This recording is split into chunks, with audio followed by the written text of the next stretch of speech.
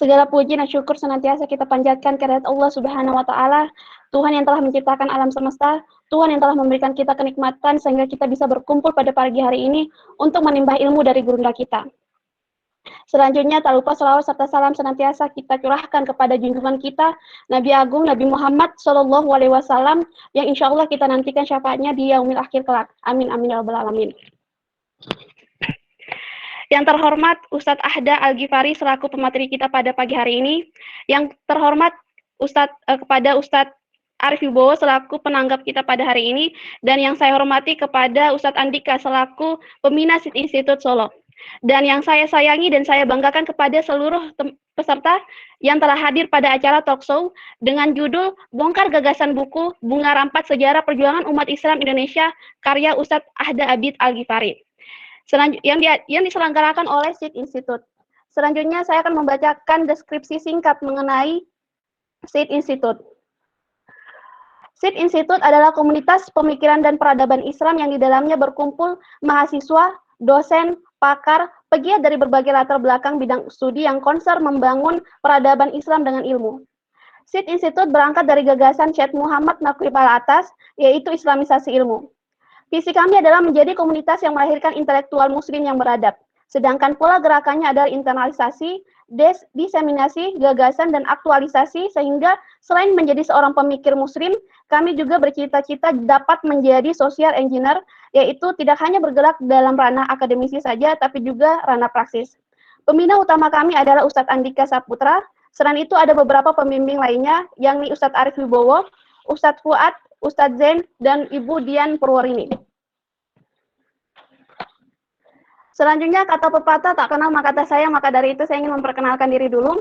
Nama saya Elfrisa Renua dari SIN Institut Solo. Di sini saya diamanahi sebagai Master of Ceremony pada pagi hari ini. Selanjutnya, saya akan membacakan susunan acara pada pagi hari ini. Acara yang pertama yakni pembukaan, acara yang kedua yakni talk show, acara ketiga tanya jawab, dan acara terakhir adalah penutup. Langsung saja kita masuk ke acara pertama kita, yakni pembukaan dengan membaca Bismillah dan juga Al-Fatihah secara bersama-sama. Bismillahirrahmanirrahim. Amin amin ya rabbal alamin. Selanjutnya kita akan memasuki acara kedua, yakni talk show yang insya Allah akan dimoderatir oleh Ustadz Arif Wibowo sekaligus menjadi penanggap pada hari ini. Sebelumnya saya akan membacakan CV dari Ustadz Arif terlebih dahulu. Nama Arif Wibowo. Tempat dan tanggal lahir Purworejo, tanggal 5 Februari 1971. Alamat Jalan Garuda nomor 4D, Benaran, Boyolali. Pekerjaan pemilik Diona Green Shop, Boyolali. Nomor HP 088783555277. Email rifwibowo@gmail.com. Pendidikan terakhir Magister Pemikiran Islam Universitas Muhammadiyah Surakarta. Aktivitas dan organisasi. Beliau merupakan sekretaris GPII atau Gerakan Pemuda Islam Indonesia Jawa Tengah periode pada tahun 1999 sampai 2002. Kemudian merupakan wakil ketua DPC Partai Bulan Bintang Kota Surakarta pada tahun 1999 sampai tahun 2004. Kemudian beliau merupakan Biro Pendidikan Dewan Dakwah Islamisasi Indonesia Islamiyah Indonesia Kota Surakarta periode 2007 sampai 2012. Selanjutnya, beliau merupakan pembina kelompok Tani Agung Mulia, Denggungan Banyudono, Boyolali. Selain itu, beliau telah mempublikasikan beberapa karya tulis diantaranya dengan judul Berebut Indonesia, Pengumuman Kultural, Misi Kristen dan Dakwah Islam Indonesia. Yang kedua, Wasiat Dakwah Muhammad Nasir, menjawab sekularisasi, kristenisasi, dan juga nativisasi.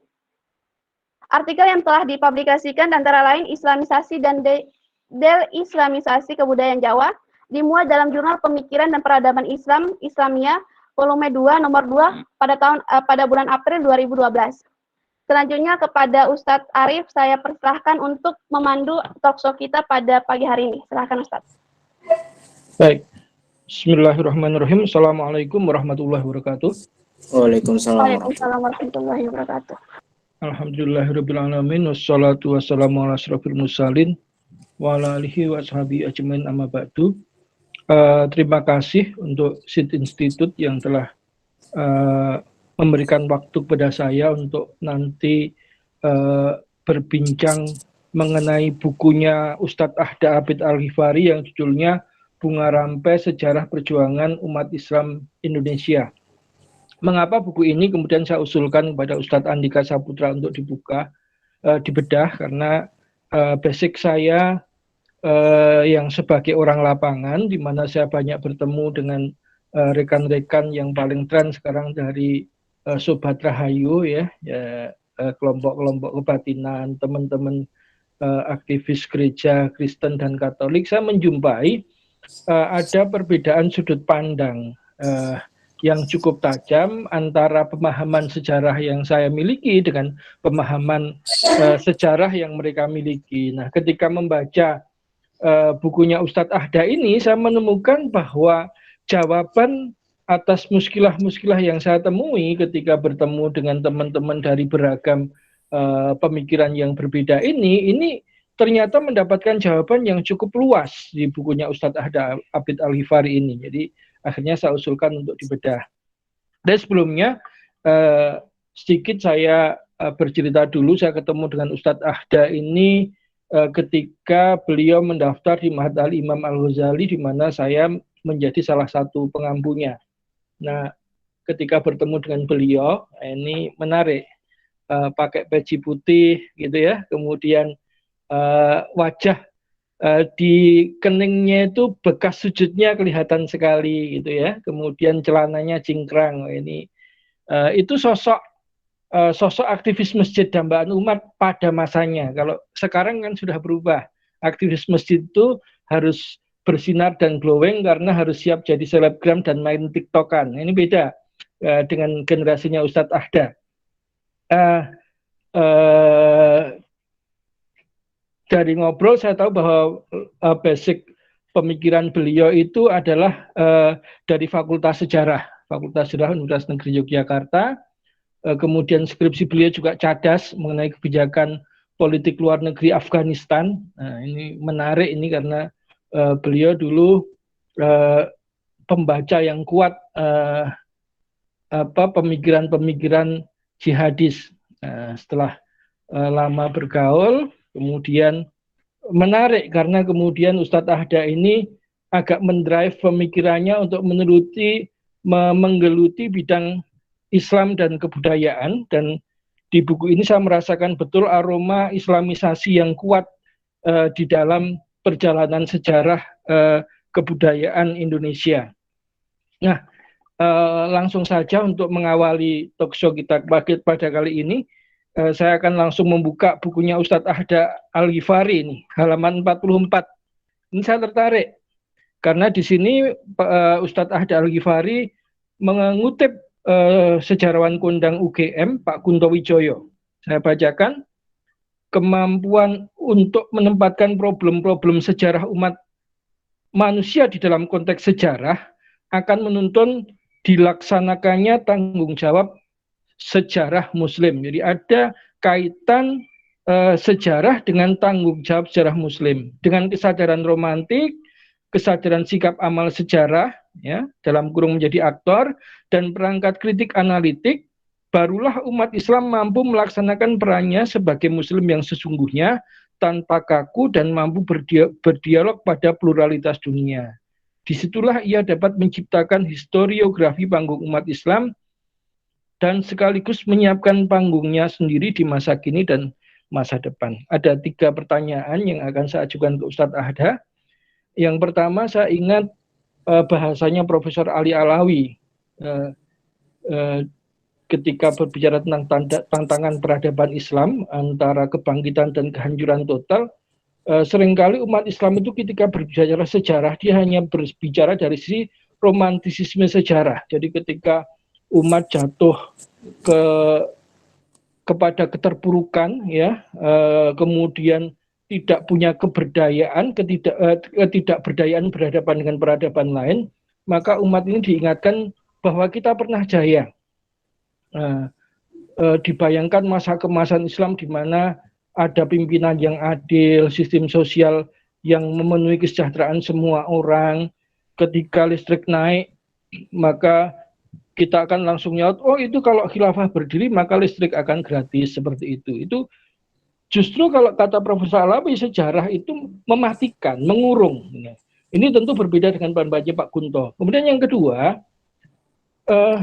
di kalangan umat Islam sendiri saya merasakan wacana tentang sejarah ini masih menjadi wacana yang pinggiran, marginal, minoritas. Kalau saya amati, saya pernah berbincang dengan Ustadz Adianusa ini, mayoritas universitas Islam di Indonesia itu nggak punya fakultas sejarah. Nah, ini menunjukkan bahwa memang sejarah itu masih menjadi sesuatu yang tidak diperhatikan oleh umat Islam. Jadi mungkin sejak TK sampai perguruan tinggi, buku panduan sejarah kita yang utama itu Khulasoh Nurul Yakin, tidak berkembang dengan buku-buku sejarah yang berbasis riset, itu tidak tumbuh dengan pesat di dunia Islam. Nah, kemudian yang ketiga, lalu di mana dengan kondisi yang seperti ini, sejarah romantik yang meninabubukkan dan mematikan, kemudian di tengah umat Islam yang abai terhadap sejarahnya, Ustadz Ahda akan menempatkan tawaran penyusunan historiografi Islam kepada masyarakat Islam di Indonesia. Ini 3 dulu Mas Ahda sebagai pembuka. Sumonggo, saya persilahkan. Ya, baik Ustadz Arid, terima kasih. Sebelumnya saya mohon izin untuk berterima kasih terutama kepada Ustadz Andika ya, dan para mahasiswa dan para dosen pembina di SIDS, termasuk Ustadz Arif sendiri yang telah memberikan saran kepada telah mengajukan buku ini untuk dibongkar gitu kan dalam bahasa SIDS. Itu ya, terima kasih Ustadz Arif ya atas panggungnya gitu. Ya, jadi sebelumnya ya atas pertanyaan pertama tadi, memang ini yang menjadi satu perhatian dalam buku saya tentang masalah romantisme sejarah gitu ya. Jadi kecenderungan umat itu, terutama kalau kita perhatikan dalam satu artikel dalam buku tersebut tentang marginalisasi dan panggung aksi itu ya. Jadi kesadaran sejarah umat Islam gitu. Sebelumnya di situ saya latar belakang penulisan buku itu ketika melihat sosoknya Ustadz Alwi di sini dulu ya. Jadi Ustadz Alwi itu di sini merupakan seorang sejarawan ya, sekaligus penulis buku-buku populer. Ini menarik ini ketika jadi Ustadz Alwi itu adalah sejarawan akademik ya, S1, S2, S3-nya. Beliau banyak mengkaji tentang sejarah Indonesia ya, tetapi beliau juga tidak ketinggalan dengan pengkajian sejarah peradaban Islam di dunia, katakanlah seperti itu. Dari sosok itu kemudian saya terinspirasi gitu ya kan. Kebetulan juga ketika kemudian membaca buku artikelnya Kunto Wijaya dalam Paradigma Islam tentang reedukasi historis itu ya, bahwa romantisisme ini bisa saja menjadi pijakan, tapi kemudian bisa menjadikan satu distopia itu kalau kata Ali Alawi seperti yang dikutip Ustadz Arif tadi ya.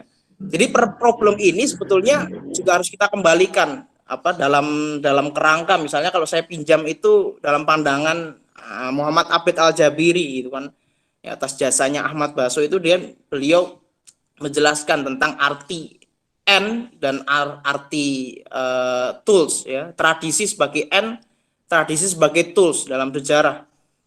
Tentu saja ini juga menjadi satu perhatian ketika kita mengungkapkan bahwa sejarah itu bisa menjadi N itu kalau kita kemudian hanya mengambil unsur-unsur yang ada dalam masa lalu, kemudian kita coba mengimajinasikan atau menghayalkan masa lalu itu pada masa sekarang, sehingga yang diwujudkan itu bukan satu problematika keumatan atau problematika realitas dari umat Islam khususnya dalam sejarah Islam itu sendiri, tapi idealisasi ya kan, sejarah itu sendiri yang kemudian coba untuk diterapkan. Jadi masa lalu yang romantik, masa lalu kejayaan itu semakin menjadi sebuah dambaan setiap muslim. Kita juga mendambakan seperti itu. Tapi kemudian ketika menghadapi realitas yang beraneka ragam, kemudian permasalahan umat, ditambah lagi juga problem-problem umat dalam problem teksnya, dalam problem konteksnya juga, saya kira kemudian sejarah yang seperti itu ya seperti yang dikatakan Abid Al-Jabiri ya kan, sebagai N saja. bukan sebagai tools ya. Kalau sebagai tools ini sebagai alat bahwa sejarah itu menyediakan berbagai perangkat keilmuan panorama ya, kemudian juga satu peran-peran historis yang digambarkan di situ ya, yang kemudian lebih jauh bisa kita tampilkan lagi dalam panggung-panggung umat Islam ya. Kemudian juga di situ kita tampilkan identitas umat Islam itu menjadi satu produksi identitas baru di situ, sehingga umat Islam yang tampil di sini akan tampil sebagai umat ada yang di tengah-tengah yang kalau disebut tadi ya berdialog dan pada pluralitas dunia itu. Jadi disitulah kemudian romantisme sejarah itu sebetulnya bukan untuk kita buang sama sekali ya, tapi kemudian gambaran-gambaran itu patut untuk melihat gitu kan.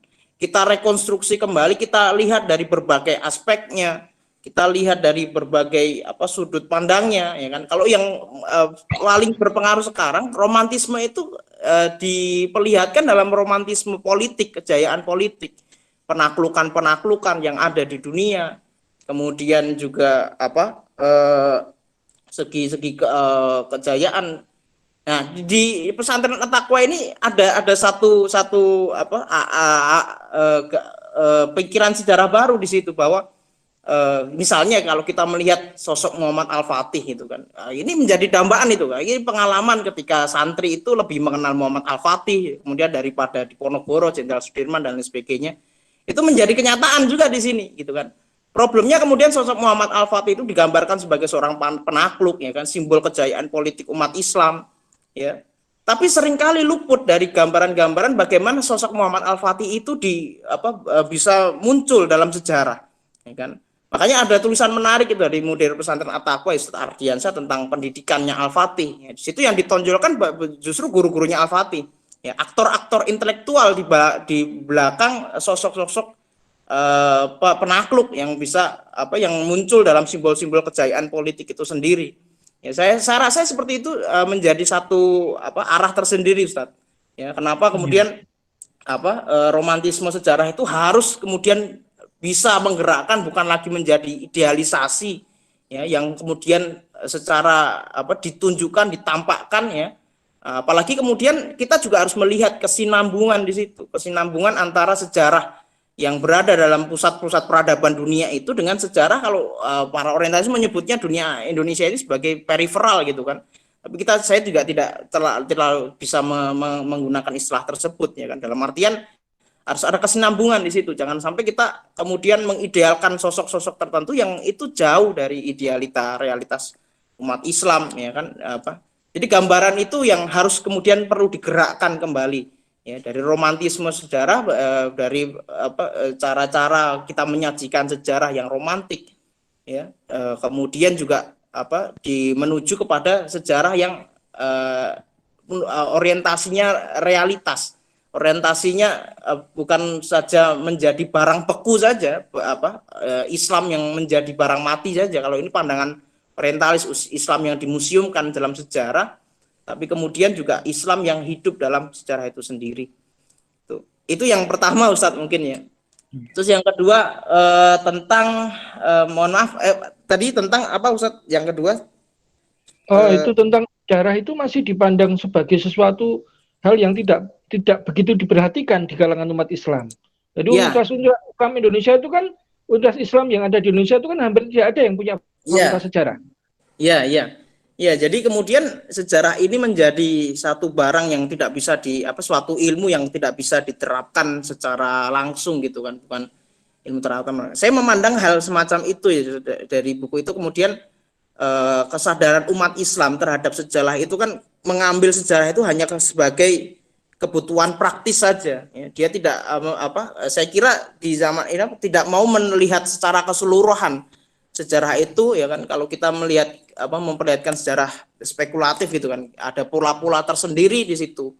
Sejarah kritis pun juga tidak itu menampakkan seperti itu. Dari umat Islam lebih mengambil pelajaran, kalau bisa kita katakan di situ, dari sejarah itu hal-hal yang bersifat parsial saja dari sejarah, tapi tidak sekedar melihat sejarahnya sebagai utuh gitu kan.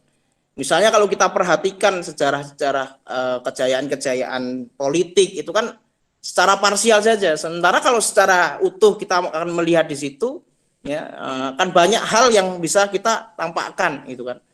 Ini juga sebetulnya fenomena seperti ini ketika umat Islam itu tidak mengambil unsur kesejarahan secara serius dalam konteks tadi yang dibicarakan oleh Ustadz Arif ya, bahwa masih adanya peminggiran keilmuan sejarah itu sendiri ya, sehingga kemudian umat itu tidak terlalu memperhatikan.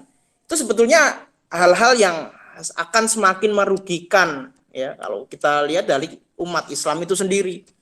Karena dari situ kan akan melihat ya kan sosok-sosok dan identitas itu akan tenggelam ya kan, sehingga umat Islam itu seringkali mereproduksi dirinya ya, menghasilkan dirinya sendiri itu tidak tanpa arah gitu kan, tidak dengan identitas yang baru tapi tidak melupakan identitas yang lama kan.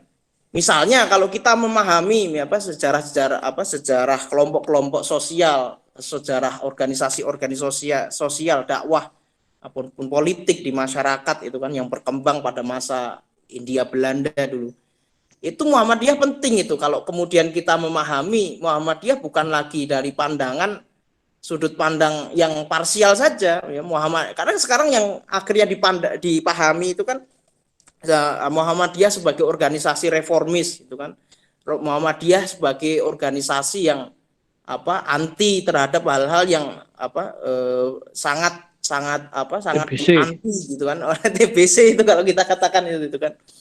Ingat gambaran parsial Muhammadiyah ini sebenarnya pernah diungkapkan oleh sejarawan UGM lain itu Pak Bambang Purwanto. Itu saya menyimak ketika beliau datang ke Masjid Agung Kauman itu, ketika menceritakan tentang Muhammadiyah dan Ahmad Dahlan, bahwa Ahmad Dahlan itu seringkali dilihat dari gambaran politis saja, tapi seringkali luput penggambaran Ahmad Dahlan sebagai seorang priai misalnya, gambaran Ahmad Dahlan sebagai seorang pedagang batik misalnya, apalagi yang sekarang terbaru yang sebenarnya dicetak ulang itu buku Muhammadiyah Jawa itu, kita memahami ya Pak, Ahmad Dahlan dan Muhammadiyahnya itu sangat terasa kejawaannya gitu. Umat memerlukan gambaran-gambaran seperti itu, sehingga kemudian yang direproduksi sosok-sosok sosok-sosok tokoh-tokoh tersebut bukan hanya dalam sosok parsial yang dalam hal ini cenderungnya kebanyakan politik saja.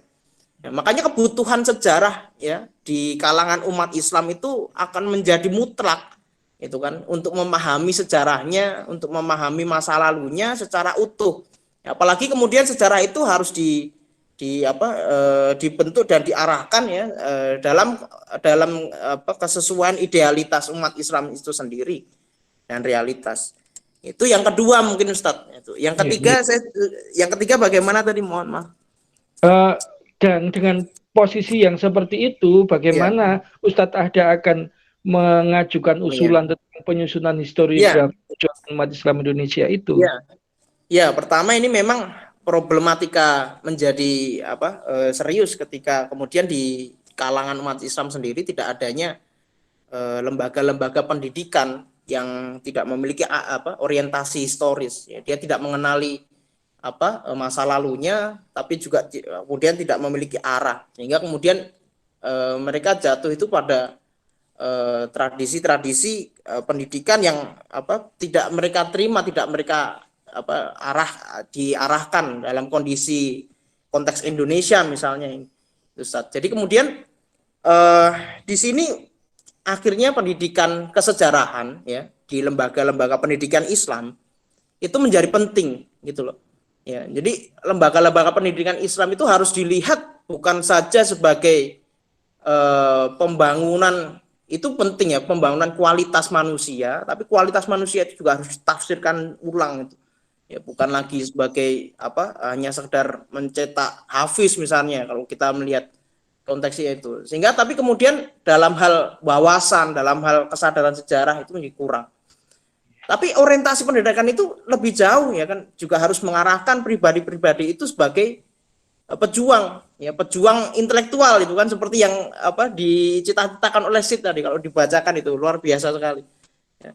Di situ kita akan kemudian lihat orientasi pejuang itu bukan hanya sebagai pejuang yang bersenjata kalau kita artikan seperti itu kan, tapi juga pejuang intelektual tadi, ya pejuang intelektual, di mana ada satu keseriusan tersendiri bagi umat Islam untuk mendalami bidang-bidang yang sekarang masih sangat kosong sekali, terutama sejarah. Ya, saya tidak kemudian menegasi tidak adanya sejarawan dari kalangan umat Islam, ya, tapi kebutuhan umat Islam terhadap sejarah dan sejarawan itu sendiri, ya, itu kemudian menjadi penting, terutama untuk menumbuhkan kesadaran sejarah itu sendiri, ya.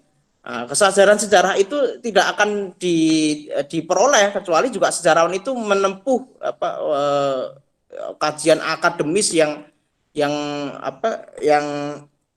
baik, ya kan, bukan sekedar sebagai seorang yang mendaku sebagai pecinta atau pengamat sejarah saja, ya kan, tapi di situ harus adanya, ya kan, sosok-sosok sejarawan yang pertama yang ditumbuhkan itu adalah munculnya geliat kesejarahan terlebih dahulu dari umat Islam itu sendiri, ya. Jadi sejarah, dan itu juga secara utuh. Kalau kita sekarang lihat kalangan umat Islam sudah muncul, ya, sosok seperti Ustadz Tiar, yang dalam buku saya itu juga menjadi satu sosok. Saya sering memikirkan Ustadz Arif, Ustadz Tiar, Ustadz Alwi dan sebagainya, itu kemudian muncul di situ gambaran-gambaran pionir-pionir, ya, di dalam tubuh umat Islam, sehingga di situ akan memunculkan satu gerakan baru, gerakan intelektual, ya, terutama gerakan sejarawan yang intelektual. Ya, ini yang juga dibutuhkan, bukan hanya seorang sosok sejarawan saja, tapi sejarawan yang intelektual, sejarawan cendekiawan. Ya, dia tidak hanya menggambarkan sejarah itu sebagai suatu peristiwa, ya, bukan kalau menurut bahasanya Pak Kunto Wijoyo itu kan bukan hanya memperlihatkan fenomena sosial semata, tapi juga mentransformasikannya, kan, tapi juga melakukan perubahan sosial, ya, bukan perubahan sosial semata, tapi perubahan sosial yang dengan arah itu. Jadi dalam sejarah itu kemudian muncul nilai itu, sejarah Islam khususnya, dalam sejarawan Islam itu pengajaran sejarah terutama juga dalam level yang paling dasar itu menjadi kebutuhan.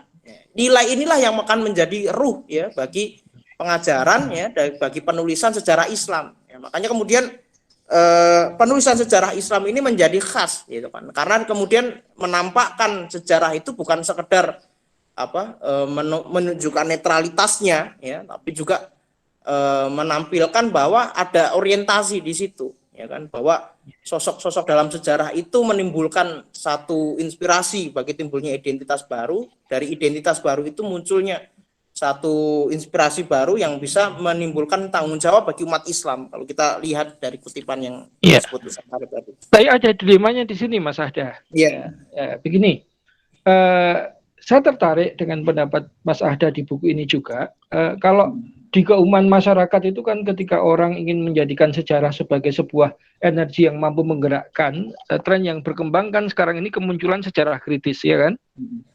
Sehingga dengan sejarah kritis itu masa lalu bisa dibongkar, sehingga orang itu bisa menata ulang masa depan, gitu ya, dengan membongkar masa lalu itu, sehingga dekonstruksi itu kan seperti arus yang cukup menarik juga saat ini. Tapi di buku ini Ustadz Adha menunjukkan bahwa dekonstruksi sejarah kritis yang berkembang ini juga harus dikritisi, karena dia juga merupakan sebuah cerminan dari hegemoni wacana historiografi yang western oriented, gitu loh. Itu yang pertama. Kemudian yang kedua, sebelum nanti kita masuk ke perjuangan umat Islam di Indonesia, gitu ya, itu adalah saya melihat ada satu tembok tebal juga di kalangan umat Islam ketika kita berbicara tentang sejarah yang akhirnya mewujud sebuah nilai, karena kemudian kalau saya lihat pola seperti tadi, kita hendak mengumpulkan sejarah komplit tentang Ahmad Dahlan, itu kan kita harus mencari semua puzzle tentang Ahmad Dahlan yang dapat kita dapatkan, kemudian kita susun kembali. dalam artian seperti ini pola pikir yang dibutuhkan adalah pola pikir induktif. Kita menyusun sesuatu dari puzzle-puzzle yang ada. Nah, saya melihat mayoritas umat ini pola pikirnya masih pola pikir deduktif, sehingga sejarah pun kita menjadi sejarah yang normatif. Mohon maaf, ini istilah saya bukan sejarawan maksudnya.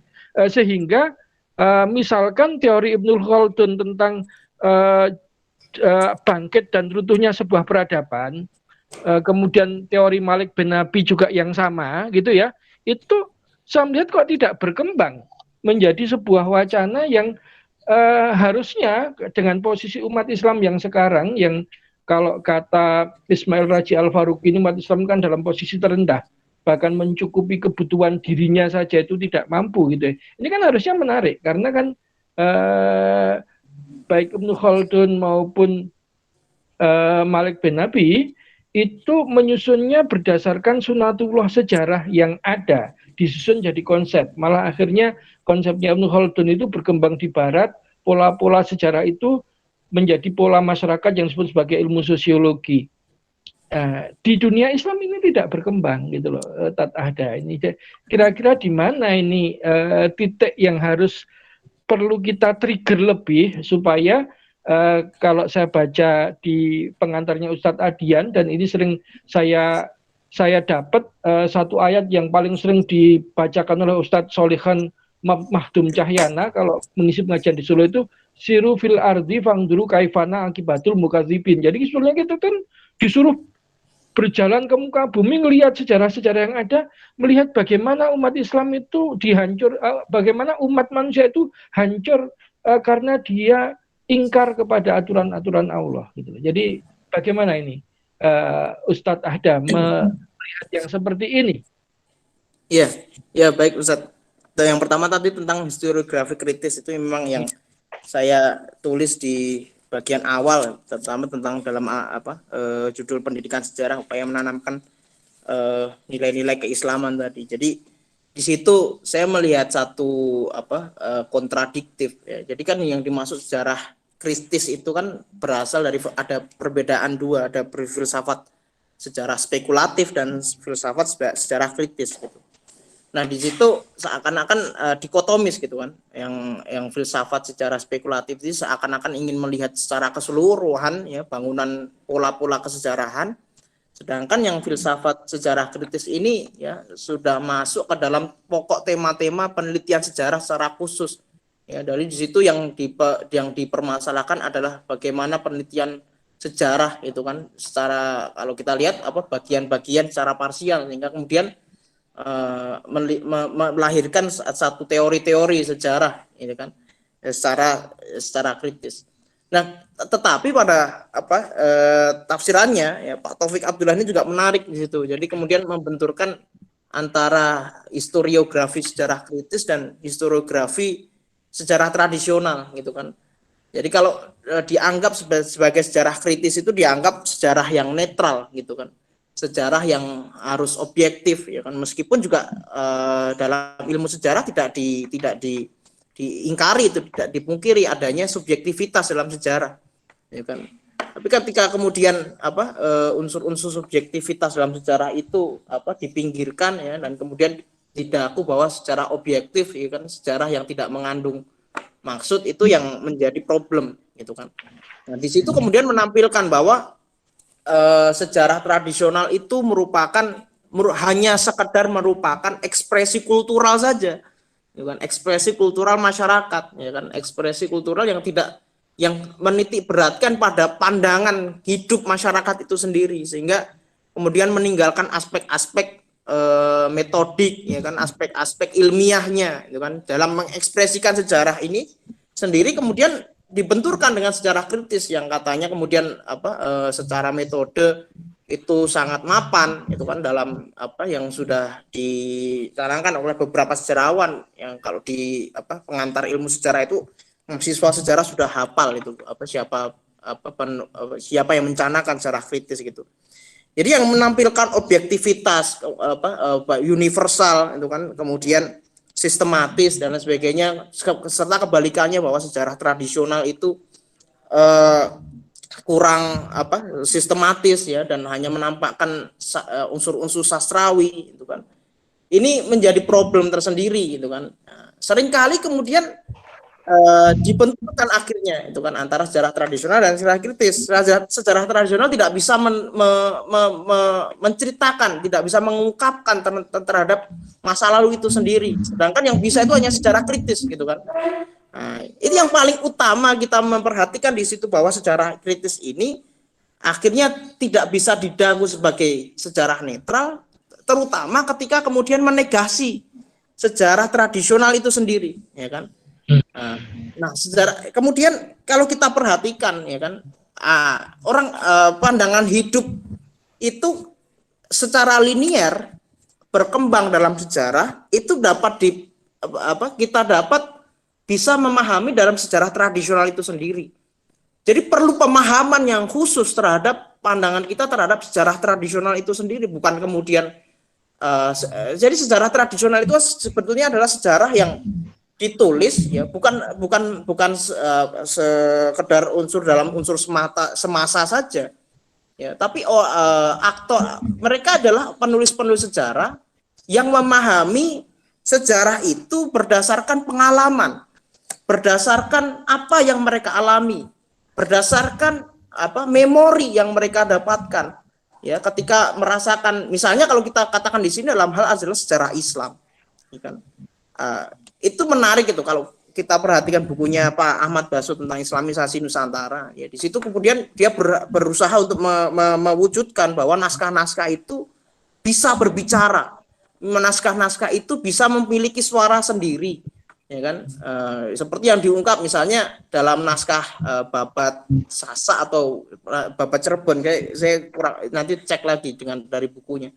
Di situ memang tidak ditampilkan satu gambaran utuh terhadap realitas, ya, dalam hal realitas yang ditujukan secara real gitu kan, dalam bahasa-bahasa yang bahasa-bahasa sosial, bahasa-bahasa realitas ini yang kemudian yang berbeda dengan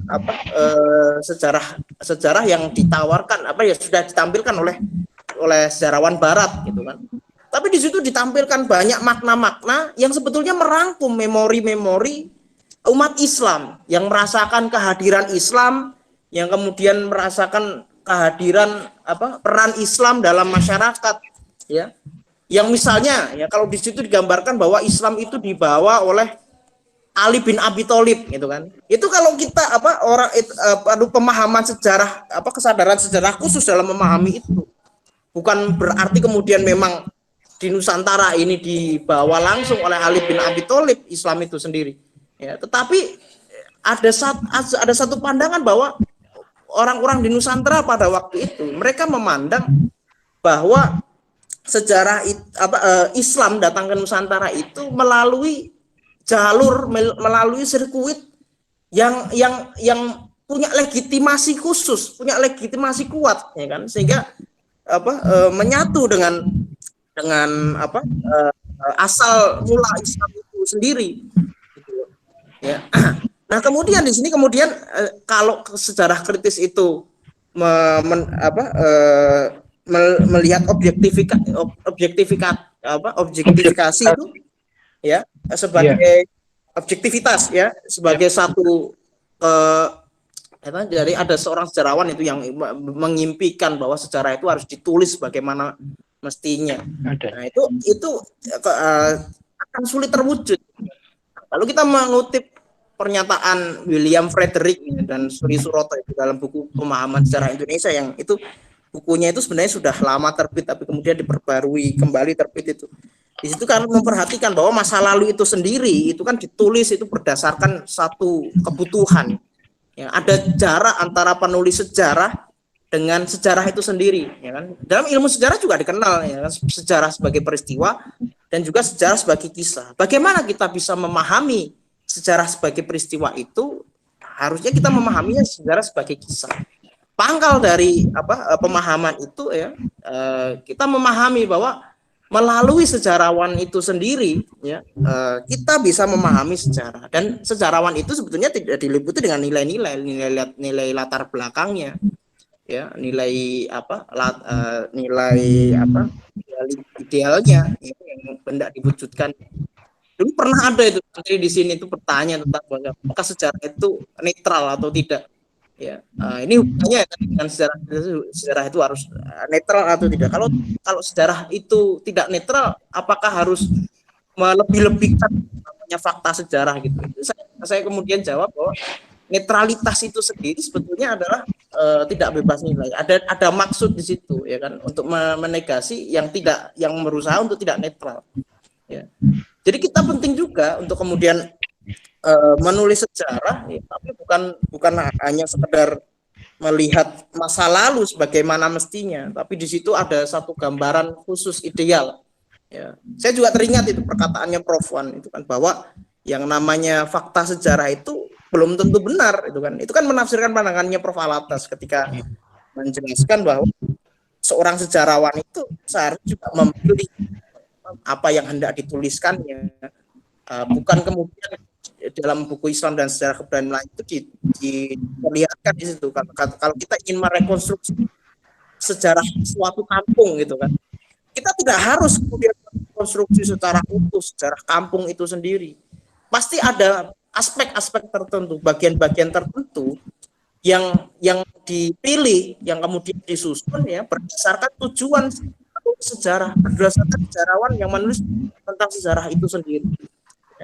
Jadi problemnya juga sejarah kritis itu kan kemudian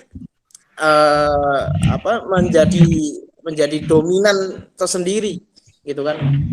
Bukan berarti kemudian kita melupakan kekritisan dalam sejarah itu, dalam arti ada banyak hal, yaitu kan umat Islam itu juga memerlukan kesadaran untuk melakukan kritis terhadap sejarah itu sendiri, sehingga sejarah itu tidak ditulis secara khayalan, secara imajinatif, tidak hanya untuk memenuhi hasrat ideologi tertentu, gitu kan. Nah, di situ pentingnya juga kita setuju dengan adanya kehati-hatian dalam penulisan sejarah, ya, bagaimana kita menempatkan sumber-sumber sejarah, ya, kemudian bagaimana kita menyimpulkan sejarah itu, ya kan. Nah, itu kemudian ada yang namanya pemahaman, juga ada namanya penilaian sejarah, ya. Dari situlah itu kemudian terwujud itu sejarah yang akhirnya ya kritis juga, tapi juga harus sesuai dengan apa yang diharapkan ya dalam kebutuhan umat Islam sendiri, seperti yang tadi dijelaskan. Kira-kira yang pertama seperti itu. Kemudian yang kedua itu, jadi kalau kita memandang Ibnu Khaldun itu kan sebagai seorang filsuf sejarah spekulatif, kalau kita bagian kan ilmu sejarah gitu kan. Nah, ini yang kita perlu lihat gitu kan, bahwa kemudian yang namanya realitas itulah yang kemudian akan menjadi satu pandangan tersendiri, ya kan, yang tidak bisa dilupakan dari umat Islam. Kalau tadi Ustadz Arif menyebutnya sejarah normatif, ya, sejarah yang kemudian di-drive tadi, disetir oleh apa yang kita yakini saja, ya, tapi kemudian melupakan aspek-aspek ya yang itu seharusnya menjadi objek yang penting dalam pengkajian sejarah umat Islam, itu kan. Makanya kemudian bahasan sejarah umat Islam itu setidaknya harus diperluas, bukan lagi kemudian membahas hal-hal yang tadi ya bersifat normatif, ya, misalnya kemudian idealisasi negara Islam, itu kan, yang kemudian itu menjadi fokus itu yang tadi menjadi kelemahan tersendiri, bahwa sejarah yang kekurangan kita memandang sejarah sebagai aspek yang menyeluruh, itu kan. Tapi kita juga harus melihat aspek-aspek yang lebih khusus dalam realitas umat Islam itu. Kalau di situ saya juga menulis ya dalam bagian marginalisasi dan panggung aksi di situ ya. Jadi umat Islam itu juga harus memahami posisinya, memahami sejarah Islam. Jadi bukan saja melihat satu norma-norma yang kemudian menggerakkan sejarah itu sendiri, ya, tapi lebih jauh ya, norma-norma itu harus kemudian dirumuskan ya untuk memahami posisi umat Islam dalam kehidupan sosialnya, dalam kehidupan politiknya, dalam kehidupan ekonominya, ya, sehingga dia kemudian akan memunculkan sejarah yang lebih lebih majemuk ya dari umat Islam, semuanya tidak monoton. Ya, oke, Itu oke. sebetulnya model yang sangat penting sekali dalam di tubuh umat Islam itu kan, sehingga umat Islam itu pengajaran sejarah itu tidak hanya menjelaskan kalau Franz Rosenthal di buku itu saya tuliskan menjelaskan etik ya. Ini definisi etis saja itu juga harus diperluas ya kan. Etis bukan hanya dalam sekedar artian sopan santun ya kan. Etik bukan hanya sekadar artian moralitas gitu kan, tapi harus dijelaskan lebih luas lagi situ. Itu pentingnya juga bagi umat Islam untuk memahami sejarah dalam tema-tema pembacaan sejarah. Ya, kita memahami hal tersebut, terutama juga dalam hal kebudayaan di situ, Ustaz. Ya, oke, ya.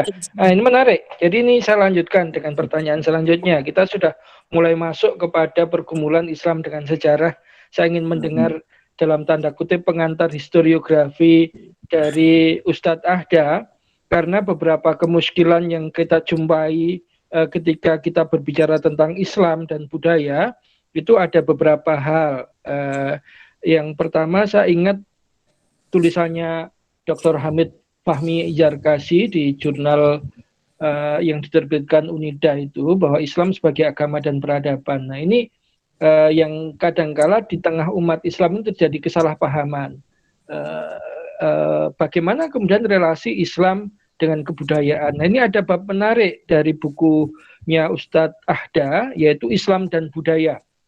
Antara Islamisasi dan Arabisme Islam. Ini kan pandangan yang sering muncul di masyarakat. Islam itu kan dia turun di Arab bukan dalam sebuah ruang hampa, tetapi dalam konteks budaya tertentu.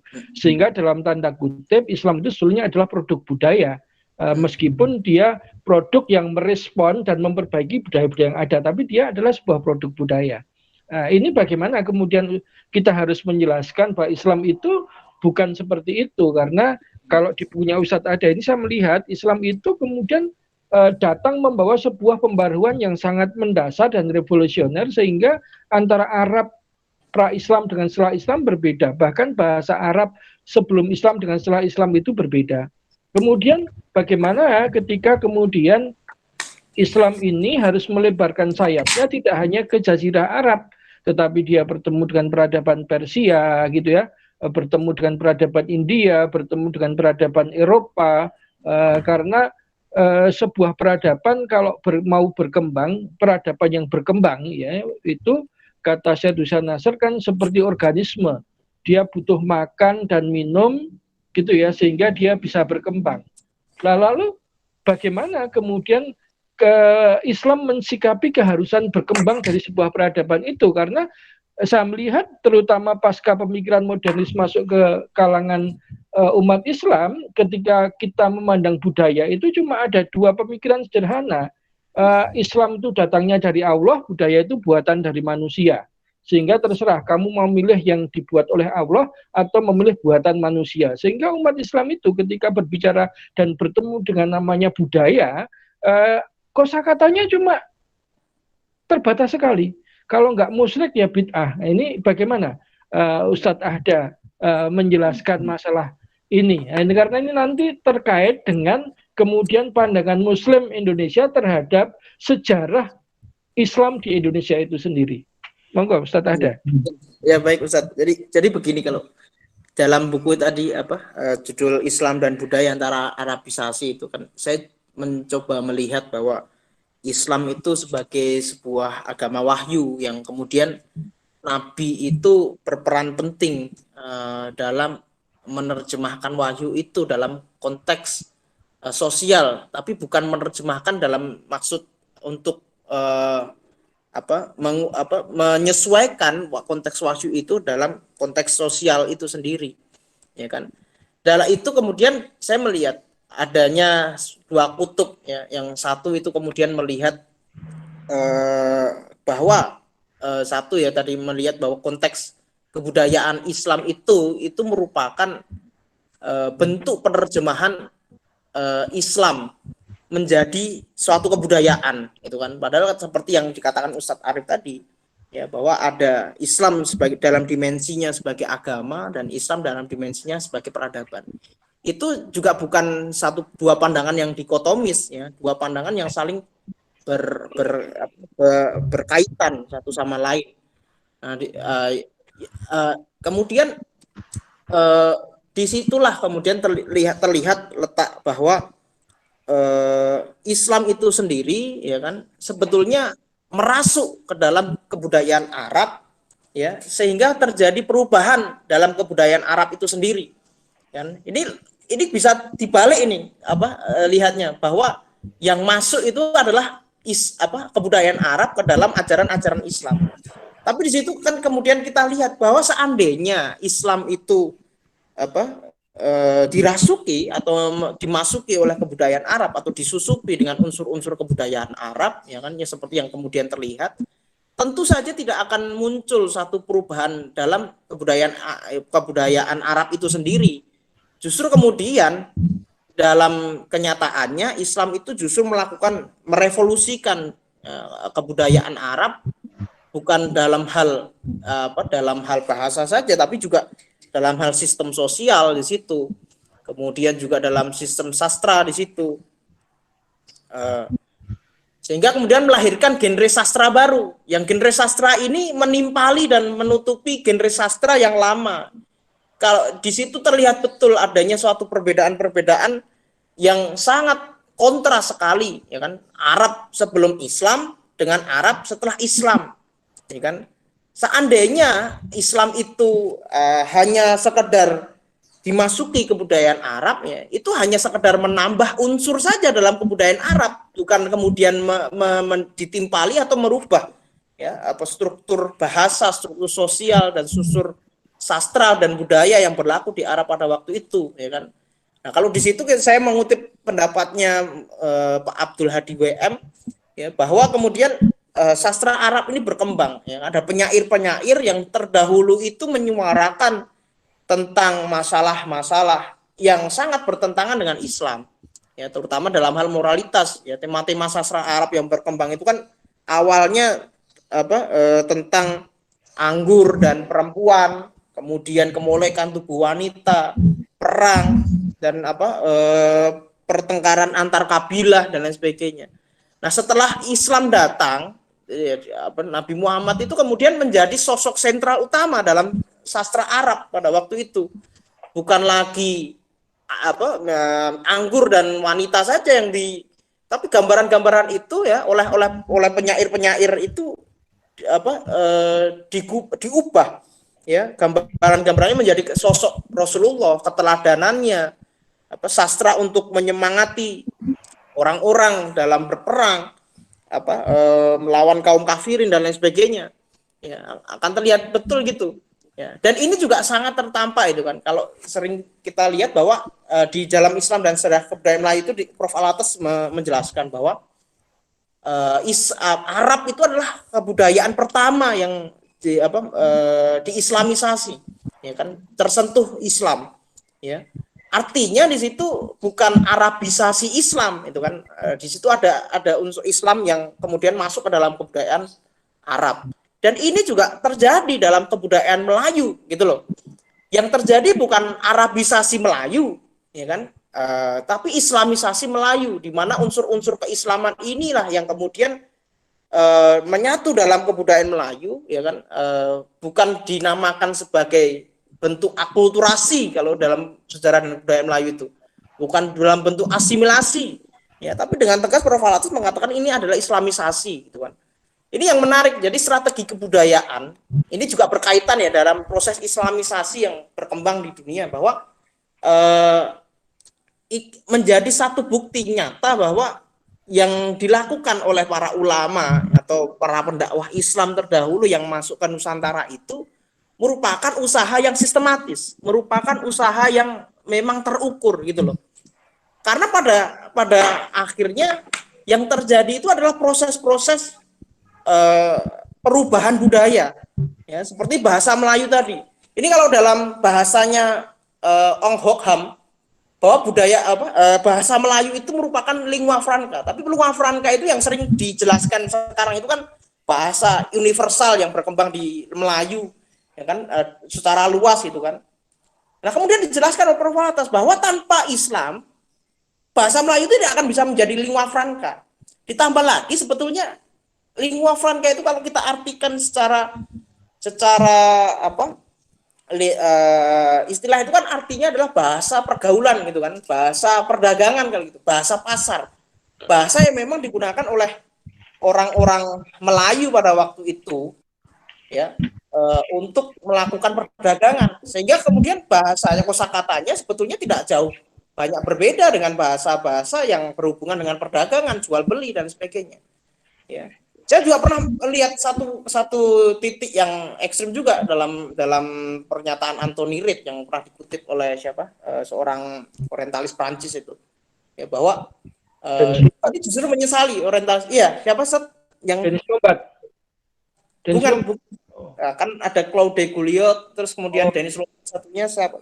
Henry Campbell Lawyer ya. Oh, Campbell Lawyer ya. Lawyer itu ya, dalam itu dia menciptakan sastra Melayu klasik itu. Jadi kemudian Anthony Reid itu terlihat menyesali bahwa dulunya bahasa Melayu ini digunakan sebagai bahasa sastra. Ini sebetulnya membetulkan, kalau kita lihat itu ada senadaan bahwa Hindu Buddha dulu sebelum adanya Islam itu kan sebagai kebudayaan seni, kebudayaan sastra, kebudayaan yang mengekspresikan agamanya itu melalui seni, melalui sastra, tapi sastra yang tidak. Jadi kemudian di situ Anthony Reid mengatakan sebelum datangnya Islam itu sastra Melayu itu berkembang sebagai sastra rakyat gitu. Sastra rakyat yang sangat kuat sekali digunakan oleh rakyat bahkan untuk lomba penulisan puisi cinta gitu kan. Tampak ada penyesalan ketika kemudian mengatakan bahwa setelah datangnya Islam bahasa Melayu ini menjadi bahasa saintifik gitu kan. Bukan menjadi bahasa sastra yang hanya digunakan, kalau kita kan mengatakan hanya digunakan untuk bahasa sastra percintaan, bahasa sastra yang remeh-temeh tadi, tapi kemudian diangkat lagi. Tapi dia sepertinya juga melupakan unsur bahwa perkembangan bahasa sastra itu memunculkan genre sastra baru dalam dunia sastra Melayu di situ. Ya. Ini jadi terlihat jelas betul gitu bahwa Islam dan kebudayaan itu merupakan satu fenomena yang natural ya dalam kehidupan masyarakat sehari-hari, gitu kan. Yeah. Bahkan sebetulnya kalau para modernis dan reformis yang itu ya puritan tentu saja itu kan.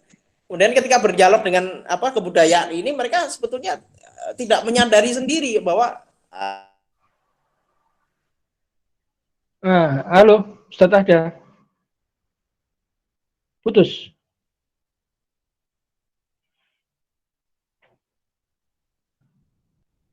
Sepertinya terputus ya Mbak ya?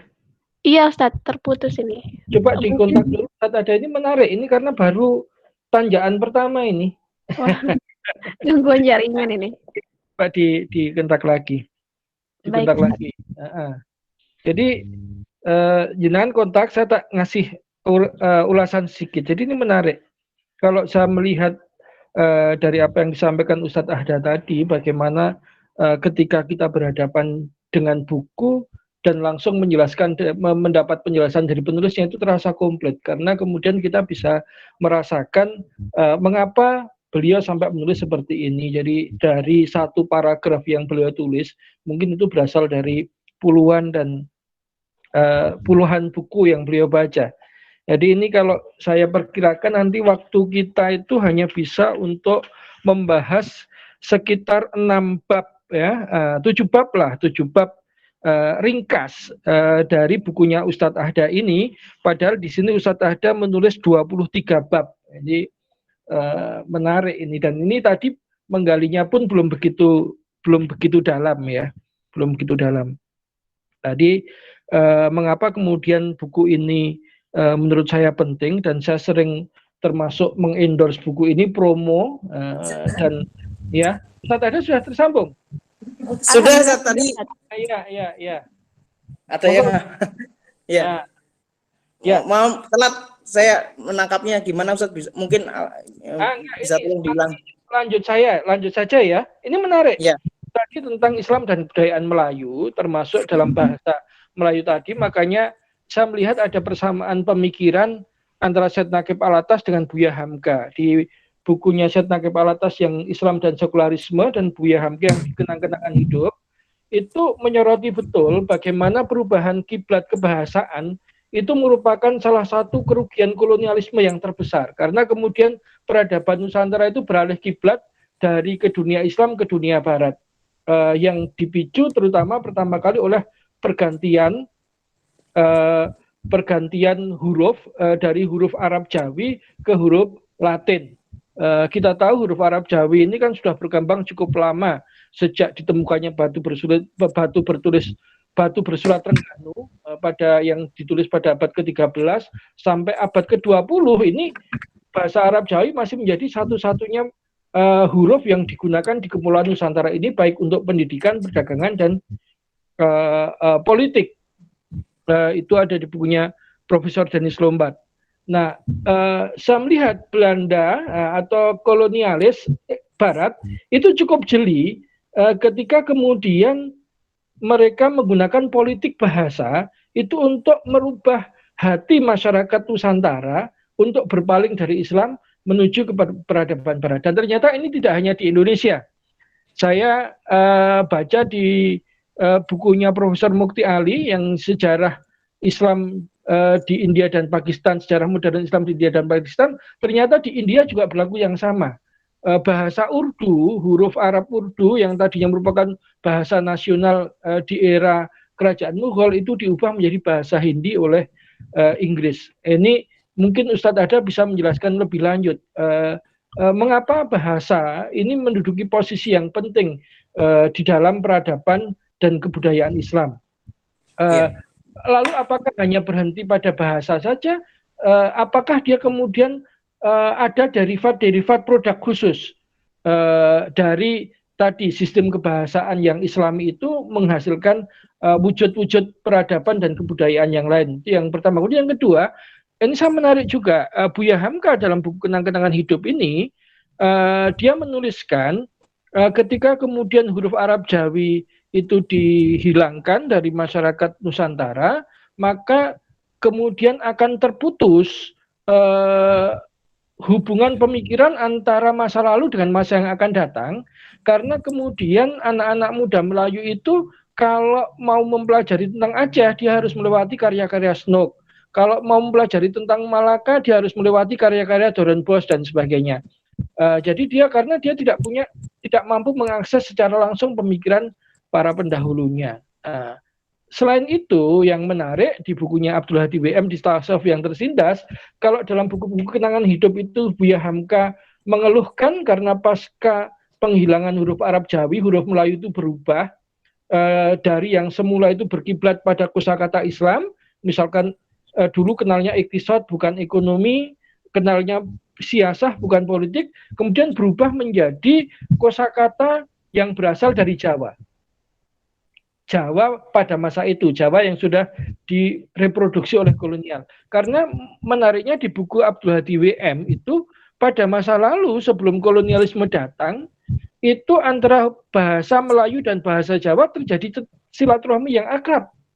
Karena para cendekiawan Melayu Muslim, cendekiawan Muslim Melayu juga terhubung erat dengan cendekiawan Keraton Cirebon misalkan. Jadi kata Abdul Hadi WM dulu, Hamzah Fansuri kalau hendak menerjemahkan kitab-kitab tasawuf tentang yang menggambarkan tentang perasaan, karena Jawa ini sebuah peradaban tua yang cukup detail menggambarkan sisi perasaan seseorang, maka para budayawan Melayu ini mengambil kosakata Jawa untuk diadopsi menjadi bahasa Melayu. Nah, jadi ternyata dulu ketika masih sama-sama dalam naungan Islam, itu terjadi silaturahmi antara bahasa Melayu dengan bahasa Jawa. Tapi pasca kemudian dihilangkannya huruf Arab Jawi oleh pemerintah kolonial dan kemudian budaya Jawa itu dijadikan sebagai eksperimentasi kebudayaan juga untuk meninggalkan sisi keislamannya oleh kolonialis, itu kemudian kalau dalam kesannya Buya Hamka kan bahasa Melayu jadi bermusuhan dengan bahasa Jawa. Bahasa Melayu Islam kemudian menjadi berseberangan dengan bahasa Jawa. Nah, ini bagaimana Ustadz Ahda melihat fenomena yang seperti ini? Ya, baik. Yang pertama tentang bahasa dan peradaban tadi ya. Saya banyak mengutip tentang di dalam buku Islam dalam sejarah dan kebudayaan Melayu gitu. Jadi di situ saya memperhatikan bahwa memang unsur terpenting untuk memperlihatkan kehalusan maaf Ustaz sebentar. Video saya kayaknya. Jadi untuk memperlihatkan bagaimana unsur-unsur tasawuf dalam Islam itu masuk ke dalam jiwa dan kemudian mengembangkan akal budi masyarakat Islam di Nusantara itu kan melalui bahasa itu sendiri.